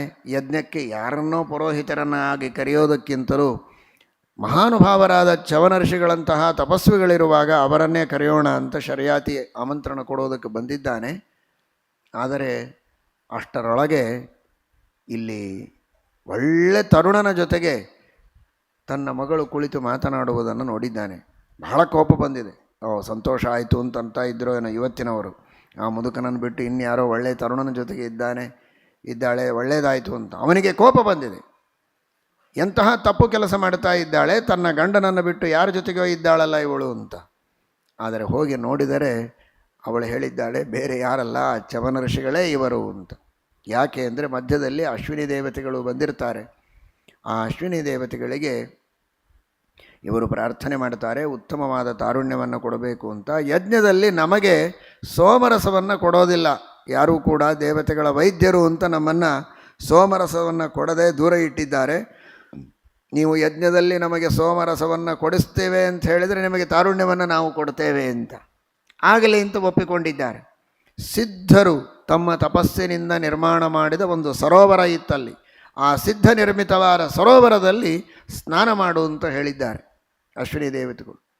ಎಂಥೆಂತಹ ಶಕ್ತಿ ಆ ತಪಸ್ಸಿನಲ್ಲಿದೆ, ಆ ತಪೋನಿರ್ಮಿತವಾದ ನೀರಿನಲ್ಲಿದೆ. ಅಪ್ಸುಮೇ ಸೋಮೋ ಅಬ್ರವೀದ್ ಅಂತರ್ವಿಶ್ವಾನಿ ಭೇಷಜ. ಎಲ್ಲ ಔಷಧಗಳು ನೀರಿನಲ್ಲಿವೆ. ವರುಣ ಎಲ್ಲ ವಿಧವಾದಂತಹ ರೋಗಗಳ ಪರಿಹಾರ ಮಾಡ್ತಾನೆ ಎನ್ನುವಂತಹ ವಿಚಾರ. ಹಾಗೂ ಅಶ್ವಿನಿ ದೇವತೆಗಳಿಗೂ ವರುಣನಿಗೂ ಸಂಬಂಧ ಇದೆ. ಅಶ್ವಿನಿ ದೇವತೆಗಳ ಹೆಡ್ ಆಫ್ ದ ಡಿಪಾರ್ಟ್ಮೆಂಟ್ ಅಂದರೆ ವರುಣನೇ. ಅದಕ್ಕಾಗೇನೆ ಲಯಕ್ರಮದಲ್ಲಿ ಹೇಳುವಾಗ ಚತುರ್ಥಾಧ್ಯಾಯದಲ್ಲಿ ಅಶ್ವಿನಿ ದೇವತೆಗಳಿಗೆ ವರುಣನಲ್ಲಿ ಲಯವನ್ನು ಹೇಳಿದ್ದಾರೆ ಶ್ರೀಮದಾಚಾರ್ಯ. ಶ್ರುತಿಯಲ್ಲಿ ಹೇಳಿದ್ದಾರೆ, ಅದನ್ನೇ ಶ್ರೀಮದಾಚಾರ್ಯರು ಟೀಕಾಕೃತ್ಪಾದರು ತಿಳಿಸಿಕೊಟ್ಟಿದ್ದಾರೆ. ಹಾಗಾಗಿ ಆ ಅಶ್ವಿನಿ ದೇವತೆಗಳು ತಮ್ಮ ಒಡೆಯನಾದಂತಹ ವರುಣನ ಅನುಗ್ರಹವನ್ನು ಮಾಡಿಸುವ ನೆಪದಲ್ಲಿ ಆ ಸರೋವರದಲ್ಲಿ ಸ್ನಾನವನ್ನು ಮಾಡುವುದಕ್ಕೆ ಹೇಳಿದ್ದಾರೆ. ಸ್ನಾನ ಮಾಡುವ ಮಾತ್ರದಿಂದ ಉತ್ತಮವಾದಂತಹ ತಾರುಣ್ಯ ಬಂದಿದೆ. ಮೂವರು ಒಂದೇ ರೂಪ ತಾಳಿದ್ದಾರೆ. ನಾಸತ್ಯ, ದಶರ, ಚವನ. ಅಶ್ವಿನಿ ದೇವತೆಗಳು, ಚವನ, ಮೂರೂ ಜನ ಒಂದೇ ತರಹ ಇದ್ದಾರೆ. ಸುಕನ್ಯೆಗೆ ಹೇಳ್ತಾರೆ ಅಶ್ವಿನಿ ದೇವತೆಗಳು, ನಮ್ಮ ಮೂವರಲ್ಲಿ ನಿನ್ನ ಗಂಡ ಯಾರು, ನೀನೇ ಆರಿಸಿಕೋ ಅಂತ. ಅವಳು ಆರಿಸಿಕೊಳ್ಳೋದಿಲ್ಲ. ಯಾಕೆಂದರೆ ಒಂದೇ ತರಹ ಕಾಣಿಸುವಾಗ ನಾನು ಯಾರನ್ನಾದರೂ ಗಂಡ ಅಂತ ಬಾಯಿಂದಂದರೂ ಕೂಡ ಪಾತಿವ್ರತ್ಯಕ್ಕೆ ಹಾನಿಯಾಗತ್ತೆ. ಇದರಲ್ಲಿ ನನ್ನ ಗಂಡ ಯಾರೋ ಅವನನ್ನು ಯಾರು ನೀವು ಅಶ್ವಿನಿ ದೇವತೆಗಳು ಬಹಳ ಸಂತುಷ್ಟರಾಗಿ ಚವನ ಋಷಿಗಳನ್ನು ಕಳಿಸ್ತಾರೆ. ಇದು ನಡೆದ ಕಥೆ ಅಂತ ಯಾವಾಗ ಹೇಳ್ತಾಳೆ ಶರಿಯಾತಿಗೆ ಬಹಳ ಸಂತೋಷ ಆಯಿತು. ಮಗಳು ಸುಖವಾಗಿಯೂ ಇದ್ದಾಳೆ, ಈ ಕಡೆಗೆ ಪಾತಿವ್ರತ್ಯದಿಂದಲೂ ಇದ್ದಾಳೆ, ಜೊತೆಗೆ ನಮ್ಮೆಲ್ಲರ ಉದರ ಬಾಧೆಯೂ ಪರಿಹಾರ ಆಯಿತು. ಎಲ್ಲವನ್ನೂ ದೇವರು ಅನುಗ್ರಹ ಮಾಡಿದ. ದೇವರ ಕೃಪೆ ಎಷ್ಟು ದೊಡ್ಡದು. ನೀ ದಯಾಪರನೋ, ನಿನ್ನವರ ಸಾಧನವೋ, ನಾವು ಮಾಡಿದ ಸಾಧನೆ ದೊಡ್ಡದೋ, ದೇವರು ನಮ್ಮ ಮೇಲೆ ತೋರಿದ ಅನುಗ್ರಹ ದೊಡ್ಡದೋ ಅಂತ ಆ ಶರಿಯಾತಿ ಭಗವಂತನಿಗೆ ಅನಂತ ಪ್ರಣಾಮಗಳನ್ನು ಸಲ್ಲಿಸಿದ್ದಾನೆ. ಯಜ್ಞವನ್ನು ಮಾಡಿಸುವುದಕ್ಕೆ ಪ್ರಾರಂಭ ಮಾಡಿದ್ದಾರೆ. ಅಶ್ವಿನಿ ದೇವತೆಗಳಿಗೆ ಸರಿಯಾದ ಹೊತ್ತಿನಲ್ಲಿ ಸೋಮರಸವನ್ನು ಕೊಟ್ಟಾಗ ಇಂದ್ರದೇವರು ಬರ್ತಾರೆ ವಜ್ರಾಯುಧವನ್ನು ತೆಗೆದುಕೊಂಡು. ಇದೇನು ಹೊಸದಾಗಿ ಪ್ರಾರಂಭ ಮಾಡಿದಿರಿ, ಅವರಿಗೆ ಸೋಮರಸ ಕೊಡುವ ಪದ್ಧತಿ ಇರಲಿಲ್ಲ, ಯಾಕೆ ಮಾಡಿದ್ದೀರಿ ಅಂತ. ಆಗ ಚವನ ಋಷಿಗಳು ತಮ್ಮ ತಪಸ್ಸಿನಿಂದ ಹೀಗೆ ಇಂದ್ರದೇವರನ್ನು ತಡೆದಿದ್ದಾರೆ. ವಜ್ರಾಯುಧವನ್ನು ಕೈಯಲ್ಲಿ ಹಿಡಿದು ಎತ್ತಿದ ಇಂದ್ರದೇವರ ಕೈ ಹಾಗೇ ನಿಂತಿದೆ. ಇದರರ್ಥ ಚವನ ಋಷಿಗಳಿಗಿಂತಲೂ ಇಂದ್ರದೇವರು ಚಿಕ್ಕವರು ಅಂತಲ್ಲ. ಚವನ ಋಷಿಗಳು 19ನೇ ಕಕ್ಷೆಯಲ್ಲಿ ಬರ್ತಾರೆ, ಇಂದ್ರದೇವರು 8ನೇ ಕಕ್ಷೆಯಲ್ಲಿ. ಬಹಳ ಉತ್ತಮ ದೇವತೆಗಳು. ಪರಮಾತ್ಮನ ಆಜ್ಞೆ ಕಾಲಕಾಲಕ್ಕೆ ಆ ಋಷಿಗಳ, ಪ್ರಹ್ಲಾದಾದಿಗಳ, ಚವನ ಋಷಿಗಳೇ ಮೊದಲಾದವರ ಮಹತ್ವವನ್ನು ಜಗತ್ತಿಗೆ ತಿಳಿಸಿಕೊಡಬೇಕು ಅನ್ನುವುದಕ್ಕೋಸ್ಕರವಾಗಿ ಅಶ್ವಿನಿ ದೇವತೆಗಳಿಗೆ ಇನ್ನು ಮುಂದೆ ಸೋಮರಸವನ್ನು ಸಮರ್ಪಣೆ ಮಾಡೋದು ಭಗವಂತನ ಸಂಕಲ್ಪ ಅನ್ನೋದು ಇಂದ್ರನಿಗೆ ಗೊತ್ತಿತ್ತು.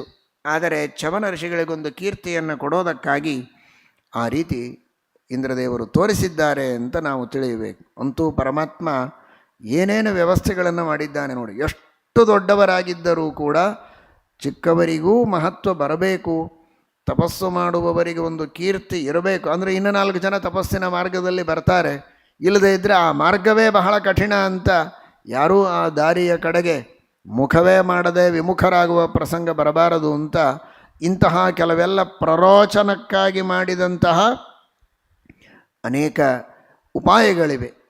ಅದು ಭಗವಂತನ ದಯೆ, ಭಗವಂತನ ಕೃಪೆ. ಅದು ಆ ರೀತಿ ಮಾಡಿ ತೋರಿಸಿದ್ದಾರೆ. ಮುಂದೆ ಸುಖವಾಗಿದ್ದಾರೆ ಎನ್ನುವ ಮಾತನ್ನು ತಿಳಿಸ್ತಾರೆ. ಇದು ಶರಿಯಾತಿಯ ಜೀವನದಿಂದ, ಸುಕನ್ಯೆಯ ಒಂದು ಜೀವನದಿಂದ ನಾವೆಲ್ಲ ತಿಳಿಯಬೇಕಾದಂತಹ ಸಂದೇಶ. ಆಮೇಲೆ ಇನ್ನೊಬ್ಬ ನಾಭಾಗ ಅಂತ, ಅವನ ಹೆಸರೇ ನಾಭಾಗ. ಅಂದರೆ ಮೊದಲು ಈ ಉಳಿದೆಲ್ಲ ಜನ 10 ಜನ ಮಕ್ಕಳಲ್ಲಿ ಉಳಿದ 9 ಜನ ಮಕ್ಕಳು ತಾವು ಎಲ್ಲವನ್ನು ಹಂಚಿಕೊಂಡಿದ್ದಾರೆ. ವೈವಸ್ವತ ಮನುವಿನ ಏನೇನು ರಾಜ್ಯದ ಆಸ್ತಿ ಇತ್ತೋ ಅದನ್ನೆಲ್ಲ ವಿಭಾಗ ಮಾಡಿಕೊಂಡಿದ್ದಾರೆ. ಇವನು ಸ್ವಲ್ಪ ವಿರಕ್ತ, ಬ್ರಹ್ಮಚಾರಿಯಾಗಿ ಗುರುಕುಲದಲ್ಲಿ ಅಧ್ಯಯನ ಮಾಡಿ ಬಂದ. ಅಷ್ಟರೊಳಗೆ ಅವರೆಲ್ಲ ಹಂಚಿಕೊಂಡಿದ್ದರು. ಸರಿ, ನಾನು ಅಧ್ಯಯನಕ್ಕೆ ಅಂತ ಬ್ರಹ್ಮಚರ್ಯದಿಂದ ಇದ್ದೆ, ಈಗ ಮುಂದೆ ನಾನು ಸಂಸಾರ ಮಾಡಬೇಕಲ್ವೋ, ನನಗೇನು ಭಾಗ ಇಟ್ಟಿದ್ದೀರಿ ಅಂತ. ನಿನಗೇನಿಲ್ಲ, ನಿಮ್ಮ ಅಪ್ಪನಿಗೆ ಕೇಳು ಅಂತ ಹೇಳಿಬಿಟ್ರಷ್ಟೆ. ಅಪ್ಪನೇ ನಿನ್ನ ಆಸ್ತಿ ಅಂತ. ಅವನಂದ, ದೊಡ್ಡ ಭಾಗ್ಯ ಅಂದ, ಇನ್ನೇನು ಬೇಕು. ಈ ದೇಹವನ್ನು ಕೊಟ್ಟು ವಿದ್ಯೆಯನ್ನು ಕಲಿಯುವುದಕ್ಕೆ ಗುರುಕುಲಕ್ಕೆ ಕಳಿಸಿ ಉಪಕಾರ ಮಾಡಿ ಎಲ್ಲ ವಿಧವಾದಂತಹ ಅನುಗ್ರಹವನ್ನು ಮಾಡಿದ ಅಂತಹ ಮಹಾನುಭಾವನಾದ ತಂದೆಯನ್ನೇ ನನಗೆ ಆಸ್ತಿ ಅಂತ ಕೊಟ್ಟಿದ್ದೀರಿ ಅಂದರೆ ಅದನ್ನು ನಾನು ಶ್ರದ್ಧೆಯಿಂದ ಸ್ವೀಕಾರ ಮಾಡ್ತೇನೆ, ಶ್ರಾದ್ದ ದೇವನನ್ನು ಆಸ್ತಿಯನ್ನಾಗಿ ಅಂತ. ಇವರು ಹೇಳಿದ್ಯಾವುದಕ್ಕೂ ನಾಸ್ತಿ ಅಂತನದೆ ಅಪ್ಪನನ್ನೇ ಆಸ್ತಿ ಅಂತ ಒಪ್ಪಿ ಆಸ್ತಿಕನಾಗಿ ಮೆರೆದಿದ್ದಾನೆ ನಾಭಾಗ. ಅದರ ಫಲವನ್ನು ಅನುಭವಿಸಿದ್ದಾನೆ. ಆ ತಂದೆಯ ಬಗ್ಗೆ ಆದರ ಗೌರವಗಳನ್ನು ಇಟ್ಟುಕೊಂಡಿದ್ದಾನೆ. ತಂದೆ ಹೇಳಿದ, ಹತ್ತಿರದಲ್ಲಿ ಯಜ್ಞವನ್ನು ಮಾಡ್ತಾ ಇರ್ತಾರೆ. ಆ ಯಜ್ಞದಲ್ಲಿ 6ನೆಯ ದಿವಸ ಪಠನ ಮಾಡಬೇಕಾದ ಮಂತ್ರ ಅವರಿಗೆ ನೆನಪಾಗೋದಿಲ್ಲ. ನೀನು ಹೋಗಿ ಆ ಮಂತ್ರವನ್ನು ನೆನಪು ಮಾಡಿಕೊಟ್ಟರೆ ಅವರು ನಿನಗೆ ಬೇಕಾದಷ್ಟು ಸಂಪತ್ತನ್ನು ಕೊಟ್ಟು ಕಳಿಸ್ತಾರೆ, ಅದೇ ನಿನಗೆ ಆಸ್ತಿ ಅಂತ. ನೋಡಿ, ವಿದ್ಯೆ ಇದ್ದರೆ ಎಲ್ಲಿಯೂ ಬದುಕಬಹುದು ಅಂತ. ಎಂತಹ ಯಾವ ಊರಿಗೆ ಹೋದರೂ ಯಾವ ದೇಶಕ್ಕೆ ಹೋದರೂ ವಿದ್ಯಾವಂತನಾಗಿದ್ದರೆ ಅವನಿಗೆ ಎಲ್ಲ ಕಡೆಗೂ ವಿದ್ವಾನ್ ಸರ್ವತ್ರ ಪೂಜ್ಯತೆ, ಸ್ವದೇಶೇ ಪೂಜ್ಯತೆ ರಾಜ. ಹಾಗಲ್ಲ, ಇವನು ಸರ್ವತ್ರ ಪೂಜ್ಯತೆ. ನೀನು ವಿದ್ಯಾವಂತನಾಗಿದ್ದಿ, ನಿನಗೆ ಎಲ್ಲಿಯಾದರೂ ಆಸ್ತಿ ಸಿಗತ್ತೆ, ಯಾಕೆ ಚಿಂತೆ ಮಾಡ್ತೀಯ?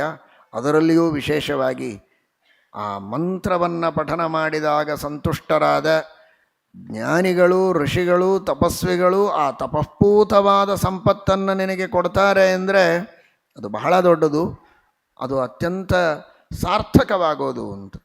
ಹಾಗೇ ಮಾಡಿದ್ದಾನೆ. ಅವರು ಯಥೇಷ್ಟ ಸಂಪತ್ತನ್ನು ಕೊಟ್ಟಿದ್ದಾರೆ. ತೆಗೆದುಕೊಂಡು ಬರ್ತಾ ಇರುವಾಗ ಒಬ್ಬ ಕಪ್ಪು ಬ್ರಾಹ್ಮಣ ಸ್ಥೂಲಕಾಯ ತಡೆದಿದ್ದಾನೆ. ಇದೆಲ್ಲ ನನ್ನ ಆಸ್ತಿ, ನೀನ್ಯಾಕೆ ಒಯ್ತಾ ಇದ್ದಿ ಅಂತ. ಇವನಿಗೇನು ಹೆಚ್ಚಿನ ಟೆನ್ಷನ್ ಇಲ್ಲ, ಚಿಂತೆ ಇಲ್ಲ, ಏನೂ ಇಲ್ಲ. ನಮ್ಮಪ್ಪ ಹೇಳಿದ್ದಾರೆ, ಅವರು ನಿನಗೆ ಹಣ ಕೊಡ್ತಾರೆ, ಸಂಪತ್ತು, ಅದನ್ನು ತೆಗೆದುಕೊಂಡು ಬಾ ಅಂತ. ಆದ್ದರಿಂದ ನನ್ನದು ಅಂತ ನಾನು ತಿಳಿದಿದ್ದೇನೆ ಅಂತ ಇಷ್ಟೇ ವಿನಯದಿಂದ ಹೇಳಿದ. ಇನ್ನೊಮ್ಮೆ ಕೇಳಿಕೊಂಡು ಬಾ, ಇದು ನಿನ್ನದೋ ನನ್ನದೋ ಅಂತ ನಿಮ್ಮ ಅಪ್ಪನಿಗೆ ಅಂತ ಹೇಳಿದ್ದಾರೆ. ಸರಿ ಅಂತ ಬಂದು ಹೇಳಿದ. ಹೀಗೊಬ್ಬರು ಬಂದು ಕೇಳ್ತಾ ಇದ್ದಾರೆ ಬ್ರಾಹ್ಮಣರು ಮಧ್ಯದಲ್ಲಿ, ಇದು ನಂದು ಅಂತ, ಇದು ಯಾರದು ಅಂತ. ಅವರು ಹೇಗಿದ್ದಾರೆ ಅಂತ ಲಕ್ಷಣಗಳನ್ನು ಕೇಳಿದ ಮೇಲೆ, ಓ ಅವರು ಬೇರೆ ಯಾರಲ್ಲ, ಅವರು ಮಹಾನುಭಾವರು, ರುದ್ರದೇವರು, ಹರ ಹರ ಮಹಾದೇವ ಅಂತಹ ರುದ್ರದೇವರು. ರುದ್ರದೇವರದೇ ಯಜ್ಞೋಚ್ಛಿಷ್ಟವಾದದ್ದೆಲ್ಲವೂ ಅವರದು ಅಂತ ಬ್ರಹ್ಮದೇವರು ಹಿಂದೆ ದಕ್ಷ ಪ್ರಜಾಪತಿಯ ಯಜ್ಞದ ಸಂದರ್ಭದಲ್ಲಿ ವ್ಯವಸ್ಥೆ ಮಾಡಿದ್ದಾರೆ. ಯಜ್ಞದಲ್ಲಿರುವ ಉಚ್ಛಿಷ್ಟ ಭಾಗ ಎಲ್ಲ ಅವರಿಗೆ ಸೇರಬೇಕಾರದು. ಅವರ ಎದುರಿಗೆ ಇಟ್ಟು ರುದ್ರಾಂತರ್ಗತ ಭಾರತೀ ರಮಣ ಮುಖ್ಯ ಪ್ರಾಣಾಂತರ್ಗತ ಸಂಕರ್ಷಣಾರ್ಪಣ ಮಸ್ತು ಅಂತ ಹೇಳಿಬಿಡು. ಅದರ ಮೇಲೆ ಆಶೆ ಇಡಬೇಡ. ನಿನ್ನ ದೊಡ್ಡ ಸೌಭಾಗ್ಯ, ನೀನು ತರುವಾಗ ಆ ಮಹಾನುಭಾವರು ಪ್ರತ್ಯಕ್ಷವಾಗಿ ಬಂದು ಕೇಳಿದ್ದಾರೆ ಅಂದರೆ ಹುಡುಕಿ ಅಲ್ಲಿ ಇಲ್ಲಿ ಹೋಗಿ ದಾನ ಕೊಡಬೇಕು ಅಂತ ಸತ್ಪಾತ್ರರನ್ನು ಅಲದಾಡಿ ಹುಡುಕಿ ಸಿಕ್ಕರೆ ದೊಡ್ಡ ಭಾಗ್ಯ ಅಂತ ಅನ್ಕೋಬೇಕು. ಅಂಥದ್ದು ನೀನು ಬಯಸದೆ ಅವರೇ ಬಂದು ನಿನಗೆ ಕೇಳ್ತಾರೆ ಅಂದರೆ ಇದಕ್ಕಿಂತ ದೊಡ್ಡ ಭಾಗ್ಯ ಏನು? ಕೊಟ್ಟು ಬಿಡು ಅಂತ ಹೇಳಿದರೆ ಏನೂ ಆಲೋಚನೆ ಮಾಡಲಿಲ್ಲ. ಕೊಟ್ಟರೆ ನಂದೇನು ಗತಿ ಮುಂದೆ? ಇರೋದಿದೊಂದೇ ಇತ್ತು, ಇದನ್ನೂ ಕೊಟ್ಟರೆ ಇನ್ನೇನು ಅಂತ ಅನಬಹುದಾಗಿತ್ತು. ಏನೂ ಮಾತಾಡಲಿಲ್ಲ. ದೇವರು ರಕ್ಷಣೆ ಮಾಡುವವನಿದ್ದಾನೆ. ಸ ರಕ್ಷಿತ ರಕ್ಷತಿ ಯೋಹಿ ಗರ್ಭೆ. ಗರ್ಭದಲ್ಲಿ ನಾನೇನು ಆಸ್ತಿ ಪಾಸ್ತಿ ಬಗ್ಗೆ ವಿಚಾರ ಮಾಡಿದ್ನ, ಅಲ್ಲಿ ರಕ್ಷಣೆ ಮಾಡಿದ ದೇವರು ಎಲ್ಲ ಕಡೆಗೂ ರಕ್ಷಣೆ ಮಾಡುತ್ತಾನೆ ಎನ್ನುವ ವಿಶ್ವಾಸ ಹಾಗೆಯೇ ತಂದು ಒಪ್ಪಿಸಿದ್ದಾಗ ರುದ್ರದೇವರಿಗೆ ಸಂತೋಷ ಆಯಿತು. ಇವನ ಸತ್ಯವಂತಿಕೆಗೆ ಸುಳ್ಳು ಹೇಳಬಹುದಾಗಿತ್ತು, ಇದೆಲ್ಲ ನಂದೇ ಅಂತ ಹೇಳಿದ್ದಾನೆ ನಮ್ಮಪ್ಪ ಅಂತ ಹೇಳಬಹುದಾಗಿತ್ತು, ಜಗಳ ಆಡಬಹುದಾಗಿತ್ತು. ಏನೂ ಮಾಡಲಿಲ್ಲ. ಸಾಷ್ಟಾಂಗ ಪ್ರಣಾಮ ಮಾಡಿ ಸರ್ವಸ್ವವನ್ನು ಅರ್ಪಿಸಿದ.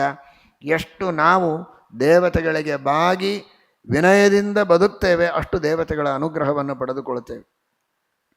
ಅದೆಲ್ಲವನ್ನೂ ತಿರುಗಿ ಕೊಟ್ಟಿದ್ದಾರೆ. ಅದೆಲ್ಲವನ್ನೂ ಅಂದರೆ ನಿಮ್ಮ ತಲೆಯಲ್ಲಿ ಏನೇನು ಬರ್ತಾ ಇದೆ ನನಗೆ ಗೊತ್ತು. ಒಂದು ಹರಕ ಬಟ್ಟೆ ಯಜ್ಞದಲ್ಲಿ ಉಳಿದದ್ದು ಅಂದರೆ ಅಷ್ಟೇ ಇರ್ತದಲ್ವಾ.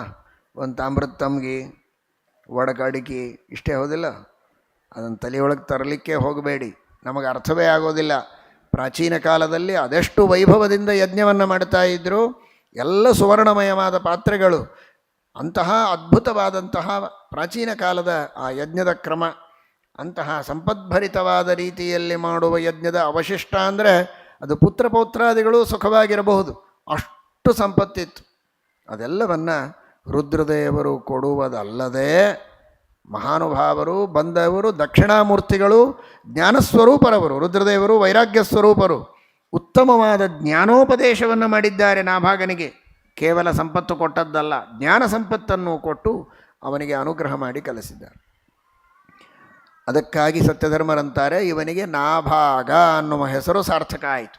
ಇವನನ್ನು ಅಭಾಗ, ಏನು ಭಾಗವೇ ಇಲ್ಲ, 9 ಜನ ಹಂಚಿಕೊಂಡಿದ್ದೇವೆ, 10ನೇದವನಿಗೆ ಏನಿಲ್ಲ ಅಂತ ಮಾಡಬೇಕು ಅಂತ ಉಳಿದವರು ಪ್ರಯತ್ನ ಮಾಡಿದರು. ಆದರೆ ಭಗವಂತನ ಸಂಕಲ್ಪದಿಂದ ಇವನು ಅಭಾಗ ಆಗಲಿಲ್ಲ. ನ ಅಭಾಗ ನಾಭಾಗ, ಇವನಿಗೂ ಪರಮಾತ್ಮ ಎಲ್ಲಿಯೋ ಒಂದು ಭಾಗವನ್ನು ಕಲ್ಪಿಸಿ ವ್ಯವಸ್ಥೆ ಮಾಡಿಕೊಟ್ಟದ್ದರಿಂದ ಅವನ ಹೆಸರು ಅಷ್ಟು ಸಾರ್ಥಕವಾಯಿತು. ವಾಚಮರ್ಥೋನಧಾವತಿ ಎನ್ನುವ ರೀತಿಯಲ್ಲಿ ಅವನ ಹೆಸರಿಟ್ಟಂತೆ ಅವನ ಜೀವನದಲ್ಲಿ ಘಟನೆ ನಡೆದು ಹೋಗಿದೆ ಎಂಬುದಾಗಿ ತಿಳಿಸ್ತಾರೆ. ಅಂತಹ ಮಹಾನುಭಾವ ನಾಭಾಗ. ಈ ನಾಭಾಗನ ಮಗನೇ ಅಂಬರೀಷ ಚಕ್ರವರ್ತಿ. ನಾಭಾಗಾದ ಅಂಬರೀಷೋಭೂತ್ ಅಂತ ಹೇಳ್ತಾರೆ. ಪರಮ ಭಗವದ್ಭಕ್ತ ಇವನು. ವೈವಸ್ವತ ಮನುವಿನ ಮೊಮ್ಮಗ, ನಾಭಾಗನ ಮಗ.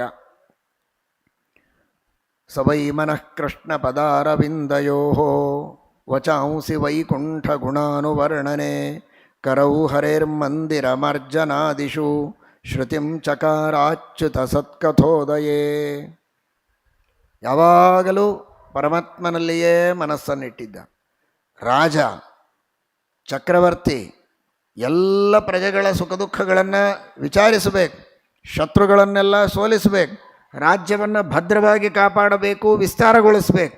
ಎಲ್ಲ ಕಾರ್ಯಗಳ ಮಧ್ಯದಲ್ಲಿಯೂ ಕೂಡ ಸವೈ ಮನಃ ಕೃಷ್ಣ ಪದಾರವಿಂದಯೋ, ಮನಸ್ಸು ಮಾತ್ರ ಪರಮಾತ್ಮನ ಪಾದಗಳಲ್ಲಿರ್ತಾ ಇದೆ.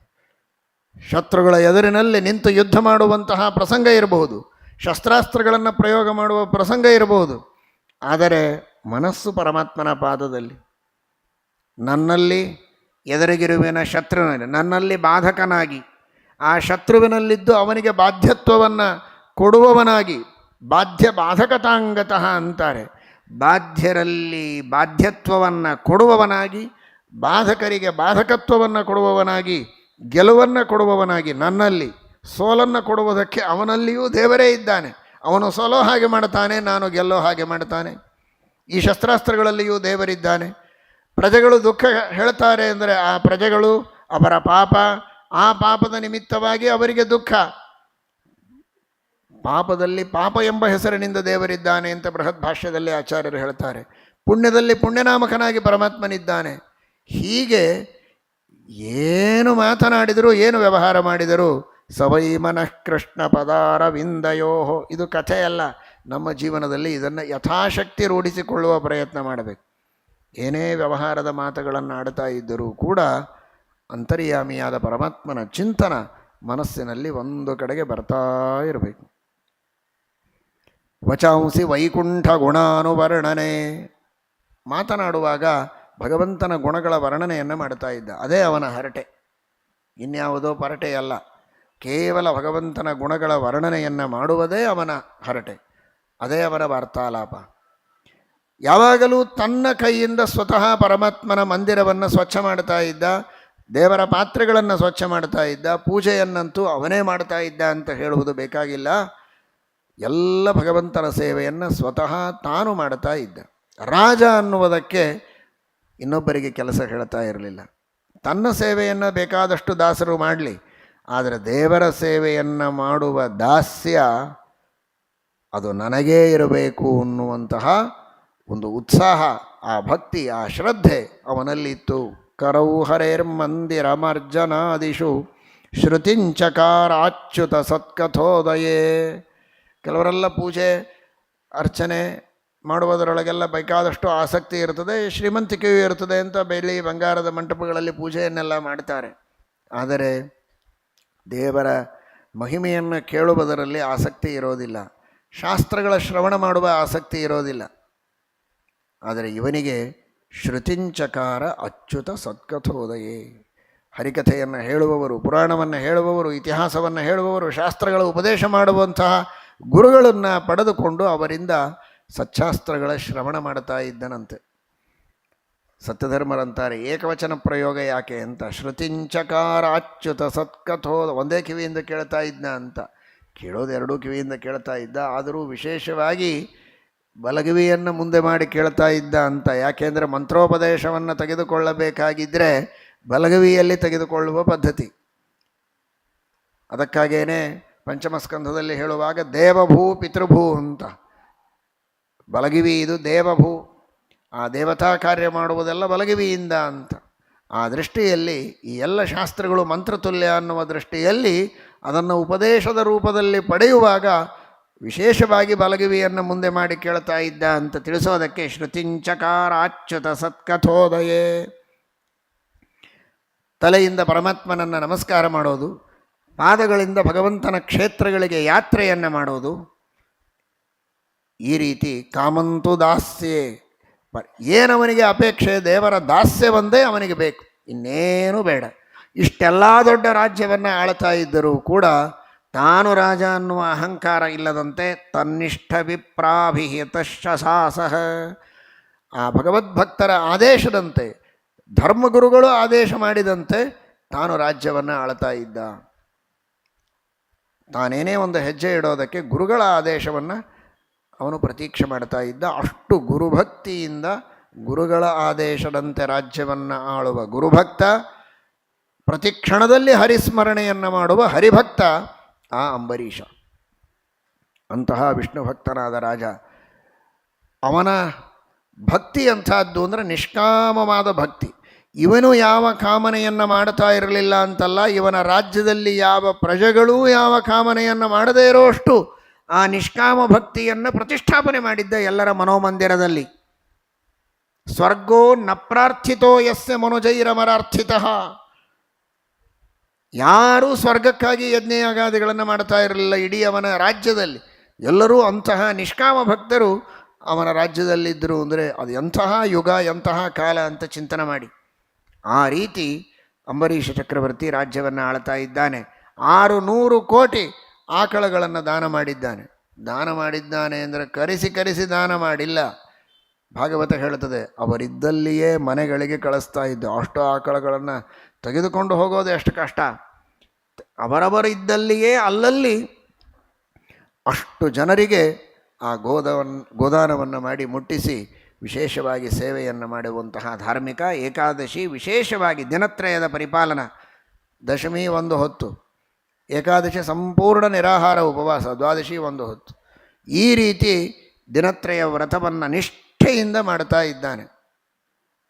ಒಂದು ಸಂದರ್ಭ ಏಕಾದಶಿಯ ಉಪವಾಸ ಮಾಡಿದ್ದಾನೆ, ದ್ವಾದಶಿ ಪಾರಣೆಯಾಗಬೇಕು. ಆಗ ದೂರ್ವಾಸರು ಬಂದಿದ್ದಾರೆ, ಮಹಾನುಭಾವರು, ರುದ್ರಾಂಶ ಸಂಭೂತರು, ಮಹಾತಪಸ್ವಿಗಳು. ವೈಷ್ಣವಾನಾಂ ಯಥಾ ಶಂಭು, ವೈಷ್ಣವೋತ್ತಮರಾದಂತಹ ಮಹಾನುಭಾವರಾದ ದುರ್ವಾಸರು ಈ ವೈಷ್ಣವ ವ್ರತದ ಉದ್ಯಾಪನದ ಸಂದರ್ಭದಲ್ಲಿ ಬಂದಿದ್ದಾರೆ ಅಂದರೆ ಬಹಳ ದೊಡ್ಡ ಭಾಗ್ಯ. ಇದಕ್ಕಿಂತ ದೊಡ್ಡ ಸತ್ಪಾತ್ರ ಇನ್ನೇನು ಸಿಗಬೇಕು ಅಂತ ಸಂತೋಷಪಟ್ಟಿದ್ದಾನೆ. ಆಮಂತ್ರಣ ನೀಡಿದ, ಬರಬೇಕು ಪಾರಣೆಗೆ ಅಂತ. ಅದಕ್ಕವರಂದರು, ನಾನು ಯಮುನಾ ನದಿಗೆ ಹೋಗಿ ಸ್ನಾನ ಮಾಡಿಕೊಂಡು ಆದಷ್ಟು ಶೀಘ್ರದಲ್ಲಿ ಬರ್ತೇನೆ, ವಿಳಂಬ ಮಾಡೋದಿಲ್ಲ. ಯಾಕೆ ಅಂದರೆ ದ್ವಾದಶಿ ಅಲ್ವೋ ಪಾರಣಿ, ಕರ್ತುಂ ಅವಶ್ಯಕಂಗತಃ ಅಂತಾರೆ. ಅವಶ್ಯಕವಾದದ್ದು ಮಿನಿಮಮ್ ಎಷ್ಟು ಮಾಡಬೇಕೋ ಅಷ್ಟು ಮಾಡಿಕೊಂಡು ಬೇಗ ಬಂದು ಬಿಡ್ತೇನೆ ಅಂತ. ಆ ಅತೀ ಅವಶ್ಯಕವಾದದ್ದನ್ನು ಮಾಡೋದಕ್ಕೇ ಬಹಳ ವಿಳಂಬ ಆಗಿದೆ ಇವರಿಗೆ. ಪಾರಣೆಯ ಸಮಯ ಮೀರ್ತಾ ಇದೆ. ಏನು ಮಾಡಬೇಕು ಅಂತ ಕೇಳಿದ್ದಾನೆ. ತೀರ್ಥಪಾನವನ್ನು ಮಾಡು, ಅದು ಅಶಿತಾನಶಿತ ಆಪಹ, ಅದನ್ನು ಭಕ್ಷಣೆ ಮಾಡಿದರೆ ಪಾರಣೆಯ ಲೋಪನೂ ಆಗೋದಿಲ್ಲ, ಮಹಾತ್ಮರ ಉಲ್ಲಂಘನೆಯನ್ನು ಮಾಡಿದ ಹಾಗೂ ಆಗೋದಿಲ್ಲ ಅಂತ ಬ್ರಾಹ್ಮಣರು ಹೇಳಿದ್ದಾರೆ. ಬ್ರಾಹ್ಮಣರ ವಾಕ್ಯ ಅಂದರೆ ಅದು ವೇದವಾಕ್ಯ ಅಂತ ವಿಶ್ವಾಸದಿಂದ ವೇದದಲ್ಲಿಯೂ ಹೇಳಿದ್ದಾರೆ ಆ ಮಾತನ್ನು. ಆ ಶ್ರದ್ಧೆಯಿಂದ ಪಾರಣ ಮಾಡಬೇಕು ಅಂತ ತೀರ್ಥವನ್ನು ತೆಗೆದುಕೊಂಡಿದ್ದಾರೆ. ಅಷ್ಟರಲ್ಲಿ ಬಂದಿದ್ದಾರೆ ದುರ್ವಾಸರು. ನನ್ನನ್ನು ಅತಿಕ್ರಮಣ ಮಾಡಿ ನೀನು ಪಾರಣೆಯನ್ನು ಮಾಡ್ತಾ ಇದ್ದಿ ಅಂತ ಜಟೆಯನ್ನು ಅಪ್ಪಳಿಸಿ ಕೃತ್ಯ ನಿರ್ಮಾಣ ಮಾಡಿದ್ದಾರೆ. ರುದ್ರದೇವರ ಸೃಷ್ಟಿ ಅದೇನು ಸಾಮಾನ್ಯವೋ ಭಾರೀ ಉಗ್ರವಾದಂತಹ ಬೆಂಕಿಯನ್ನು ಕಾರುವ ಆ ಕೃತ್ಯ ಇವನನ್ನು ಸುಡುವುದಕ್ಕೆ ಬರ್ತಾ ಇದ್ದರೆ ಭಗವಂತನ ಸುದರ್ಶನ ಚಕ್ರ ಈ ಅಂಬರೀಷ ಚಕ್ರವರ್ತಿಯ ಮನೆಯಲ್ಲಿತ್ತು.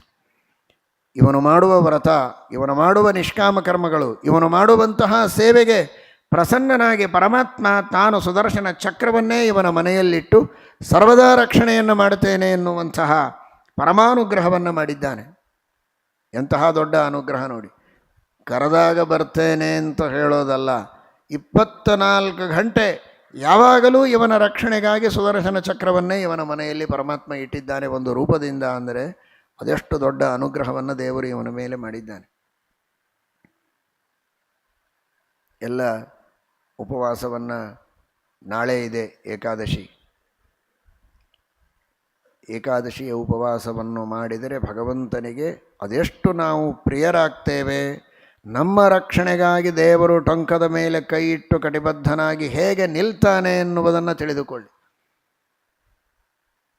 ಏಕಾದಶಿ ಸಾಮಾನ್ಯವಾಗಿ ಪಂಢರಪುರದ ಪಾಂಡುರಂಗನ ದರ್ಶನಕ್ಕೆ ಎಲ್ಲರೂ ಹೋಗ್ತಾರೆ. ಆಷಾಢ ಏಕಾದಶಿ, ಕಾರ್ತಿಕ ಏಕಾದಶಿ ಅಂತ ವಾರಿ ಅಂತಾರೆ. ಲಕ್ಷಾಂತರ ಜನ ಆ ಭಗವಂತನ ದರ್ಶನಕ್ಕೆ ಅಂತ ಹೋಗ್ತಾರೆ. ಅಂದರೆ ವಿಶೇಷವಾಗಿ ಏಕಾದಶಿಯ ದಿನ ಪಂಢರಪುರದ ಪಾಂಡುರಂಗನ ವಿಠ್ಠಲನ ದರ್ಶನ ಮಾಡ್ತಾರೆ. ಹಾಗಾದರೆ ಏಕಾದಶಿ ಉಪವಾಸ ಮಾಡುವವರ ರಕ್ಷಣೆಗಾಗಿ ಪಾಂಡುರಂಗ, ಪಂಢರಪುರದ ವಿಠ್ಠಲ ಯಾವಾಗಲೂ ಸಿದ್ಧನಾಗಿದ್ದಾನೆ. ಅಲ್ಲ, ಸಿದ್ಧನಾಗಿದ್ದಾನೆ ಅಂದರೆ ಏನು ರಕ್ಷಣೆ ಮಾಡ್ತಾನೆ, ಹೇಗೆ ಮಾಡ್ತಾನೆ? ಏನು ಇಟ್ಕೊಂಡೇ ಇಲ್ಲಲ್ಲ ಅವನ ಕೈಯಲ್ಲಿ, ಶಂಖ ಇಲ್ಲ, ಚಕ್ರ ಇಲ್ಲ ಅಂತ. ಉಪವಾಸ ಮಾಡುವ ನಿಮ್ಮೆಲ್ಲರ ಮನೆಯೊಳಗಿಟ್ಟಿದ್ದಾನೆ ಅಂತೆ ಅವನ ಕೈ ಖಾಲಿಯಾಗಿದೆ, ಟೊಂಕದ ಮೇಲೆ ಕೈ. ಉಪವಾಸ ಮಾಡಿದವರ ರಕ್ಷಣೆಗೆ ಅವನಿದ್ದದ್ದಲ್ವೋ? ಉಪವಾಸ ಮಾಡಿದವರ ರಕ್ಷಣೆಗೆ ಏನು ಮಾಡ್ತೇನೆ ಅಂತ ಹೇಳಿದ್ದಾನೆ? ಚಕ್ರವನ್ನು ನಿಮ್ಮ ಮನೆಯಲ್ಲಿ ಇಡ್ತೇನೆ ಅಂತ ಹೇಳಿದ್ದಾನೆ. ಹಾಗಾಗಿ ಆ ಭಗವಂತನ ಇದು ಕೇವಲ ವಿನೋದಕ್ಕೆ ಹೇಳಿದ್ದಲ್ಲ. ನಿಜವಾಗಿ ಭಕ್ತಿಯಿಂದ ನಾವು ಏಕಾದಶಿಯ ಉಪವಾಸವನ್ನು ಶ್ರದ್ಧೆಯಿಂದ, ಉಪವಾಸ ಗುಣೈಹಿ ಸಹ ವಾಸಃ, ಸದ್ಗುಣಗಳಿಂದ ಯುಕ್ತರಾಗಿ ನಾವಿರಬೇಕು. ಭಗವಂತನನ್ನು ಹೃದಯದಲ್ಲಿ ಇಟ್ಟುಕೊಂಡು ಮನಸ್ಸಿನಲ್ಲಿ ಧ್ಯಾನ ಮಾಡ್ತಾ ಪರಮಾತ್ಮನ ಸಮೀಪದಲ್ಲಿ ವಾಸ ಮಾಡೋದು. ಅಂತಹ ಶ್ರದ್ಧೆಯ ಸಾರ್ಥಕ ಉಪವಾಸವನ್ನು ನಾವು ಮಾಡಿದರೆ ನಿಶ್ಚಿತವಾಗಿಯೂ ಭಗವಂತನ ರಕ್ಷೆ ಸದಾಕಾಲ ನಮಗಿರುತ್ತೆ ಎನ್ನುವುದನ್ನು ಈ ಕಥೆಯಿಂದ ಮುಖ್ಯವಾಗಿ ನಾವು ತಿಳಿಯಬೇಕಾದದ್ದು. ಮಾಡಿದಂತಹ ಅನಂತ ಪಾಪಗಳಿಗೆ ಒಂದೇ ಒಂದು ಏಕಾದಶಿಯ ಉಪವಾಸ ಬಹಳ ದೊಡ್ಡದಾದಂತಹ ಅಸ್ತ್ರ. ಮಾಡಿದ ಪಾಪಗಳಿಗೆ ಅಸ್ತ್ರ ಅನ್ನುವುದು ಎಷ್ಟು ಸತ್ಯವೋ, ಏಕಾದಶಿಯ ದಿವಸ ನಾವು ಉಪವಾಸ ಮಾಡದೇ ಏನಾದರೂ ಭಕ್ಷಣೆ ಮಾಡಿದರೆ, ಏನೇನೂ ಪಾಪಗಳನ್ನು ಮಾಡದೇ ಇದ್ದರೂ ಎಲ್ಲ ಪಾಪಗಳು ಬಂದು ಸೇರ್ತವೆ. ಬ್ರಹ್ಮಹತ್ಯ, ಸ್ತ್ರೀ ಹತ್ಯ, ಗೃಹತ್ಯ, ಭ್ರೂಣಹತ್ಯ, ಏನೇನು ಪಾಪಗಳು ಜಗತ್ತಿನಲ್ಲಿವೆ ಎಲ್ಲವೂ ಏನೂ ಮಾಡದಿದ್ದರೂ ಅವರ ಹೆಸರಿನಲ್ಲಿ ಎಲ್ಲ ಎಷ್ಟಾಗಿರ್ತದೆ. ನಾನು ಇದು ಯಾವುದನ್ನು ಮಾಡೇ ಇಲ್ಲ ಅಂತ ಯಮದೇವರಿಗೆ ಹೇಳಿದರೆ ಕೇಳೋದಿಲ್ಲ. ನೀನು ಒಂದು ಏಕಾದಶಿ ತಿಂದರೆ ಇಷ್ಟೆಲ್ಲ ಪಾಪ ಮಾಡಿದ ಹಾಗೆ ಅಂತಾರೆ. ಉಪವಾಸ ಮಾಡಿದರೆ ನಾವು ಎಲ್ಲಿಯೂ ಹೋಗದೆ ಮನೆಯಲ್ಲಿಯೇ ಕುಳಿತಿದ್ದರೂ ಕೂಡ ನಮ್ಮ ಹೆಸರಿನಲ್ಲಿ ಸಾಕಷ್ಟು ಪುಣ್ಯಗಳು ಲಿಸ್ಟ್ ಆಗಿರ್ತವೆ. ಇವನು ಇಷ್ಟು ಯಜ್ಞಗಳನ್ನು ಮಾಡಿದ, ಇಷ್ಟೆಲ್ಲ ತೀರ್ಥಯಾತ್ರೆ ಮಾಡಿದ, ನಾನೆಲ್ಲೂ ಹೋಗೇ ಇಲ್ಲ ಅಂತ ಹೇಳ್ಬೋದು ನೀವು. ನೀನು ಹೋಗದೇ ಇದ್ದರೂ ಒಂದು ಏಕಾದಶಿಯ ಉಪವಾಸ ಮಾಡಿದರೆ ಎಲ್ಲ ತೀರ್ಥಕ್ಷೇತ್ರಗಳಿಗೆ ಯಾತ್ರೆ ಮಾಡಿದ ಫಲ, ಎಲ್ಲ ದಾನ ಮಾಡಿದ ಫಲ, ಎಲ್ಲ ಯಜ್ಞ ಮಾಡಿದ ಫಲ ನಿನಗೆ ಬರುತ್ತೆ ಅಂತ ಹೇಳ್ತಾರೆ. ಇಂತಹ ಮಹತ್ವ ಇದೆ ಏಕಾದಶಿಯ ಉಪವಾಸಕ್ಕೆ. ಭಗವಂತನ ರಕ್ಷೆ ಇದೆ. ಹಾಗಾಗಿ ಏಕಾದಶಿಯ ಉಪವಾಸವನ್ನು ಮಾಡಲೇಬೇಕು ಅಂತ ತಿಳಿಸುವುದಕ್ಕೋಸ್ಕರ ಶ್ರೀಮದ್ಭಾಗವತ ಅಂಬರೀಷ ಚಕ್ರವರ್ತಿಯ ಮಹಿಮೆಯನ್ನು ತಿಳಿಸಿಕೊಡುತ್ತದೆ. ಸುದರ್ಶನ ಚಕ್ರ ಬಂದದ್ದೇ ಆ ಕೃತ್ಯೆಯನ್ನು ನಾಶ ಮಾಡಿ ದುರ್ವಾಸರನ್ನು ಬೆನ್ನು ಹತ್ತಿದೆ. ಈಶಾವಾಸ್ಯದಲ್ಲಿ ಒಂದು ಮಾತು ಬರ್ತದೆ, ಜುಹರಾಣಮೇನಃ ಅಂತ. ಅಲ್ಪೀಕುರುವತ್, ದೊಡ್ಡ ವ್ಯಕ್ತಿಯನ್ನು ಅವನು ಮಾಡಿದ ಪಾಪ ಅವನನ್ನು ಸಣ್ಣವನನ್ನಾಗಿ ಮಾಡುತ್ತದೆ ಅಂತ. ಇವರು ತಥಾಪ್ಯನ್ಯಾಯ ಮುಕ್ತವಾನ್ ಅಂತ ಶ್ರೀಮದಾಚಾರ್ಯರು ನಿರ್ಣಯ ಹೇಳ್ತಾರೆ. ಬ್ರಹ್ಮಾದಿ ಭಕ್ತಿ ಕೋಟ್ಯಂಶಾದ ಅಂಶೋ ನೈವಾಂಬರೀಷಕ್ಕೆ. ಆ ಬ್ರಹ್ಮಾದಿ ದೇವತೆಗಳು ಮಾಡುವ ಭಕ್ತಿಯಲ್ಲಿರುವ ಒಂದು ಕೋಟ್ಯಂಶವೂ ಅಂಬರೀಷನಲ್ಲಿಲ್ಲ. ಅಷ್ಟು ದೊಡ್ಡವರು ರುದ್ರಾವತಾರರಾದ ದುರ್ವಾಸರು, ಮಹಾನುಭಾವರು. ಆದರೆ ಈ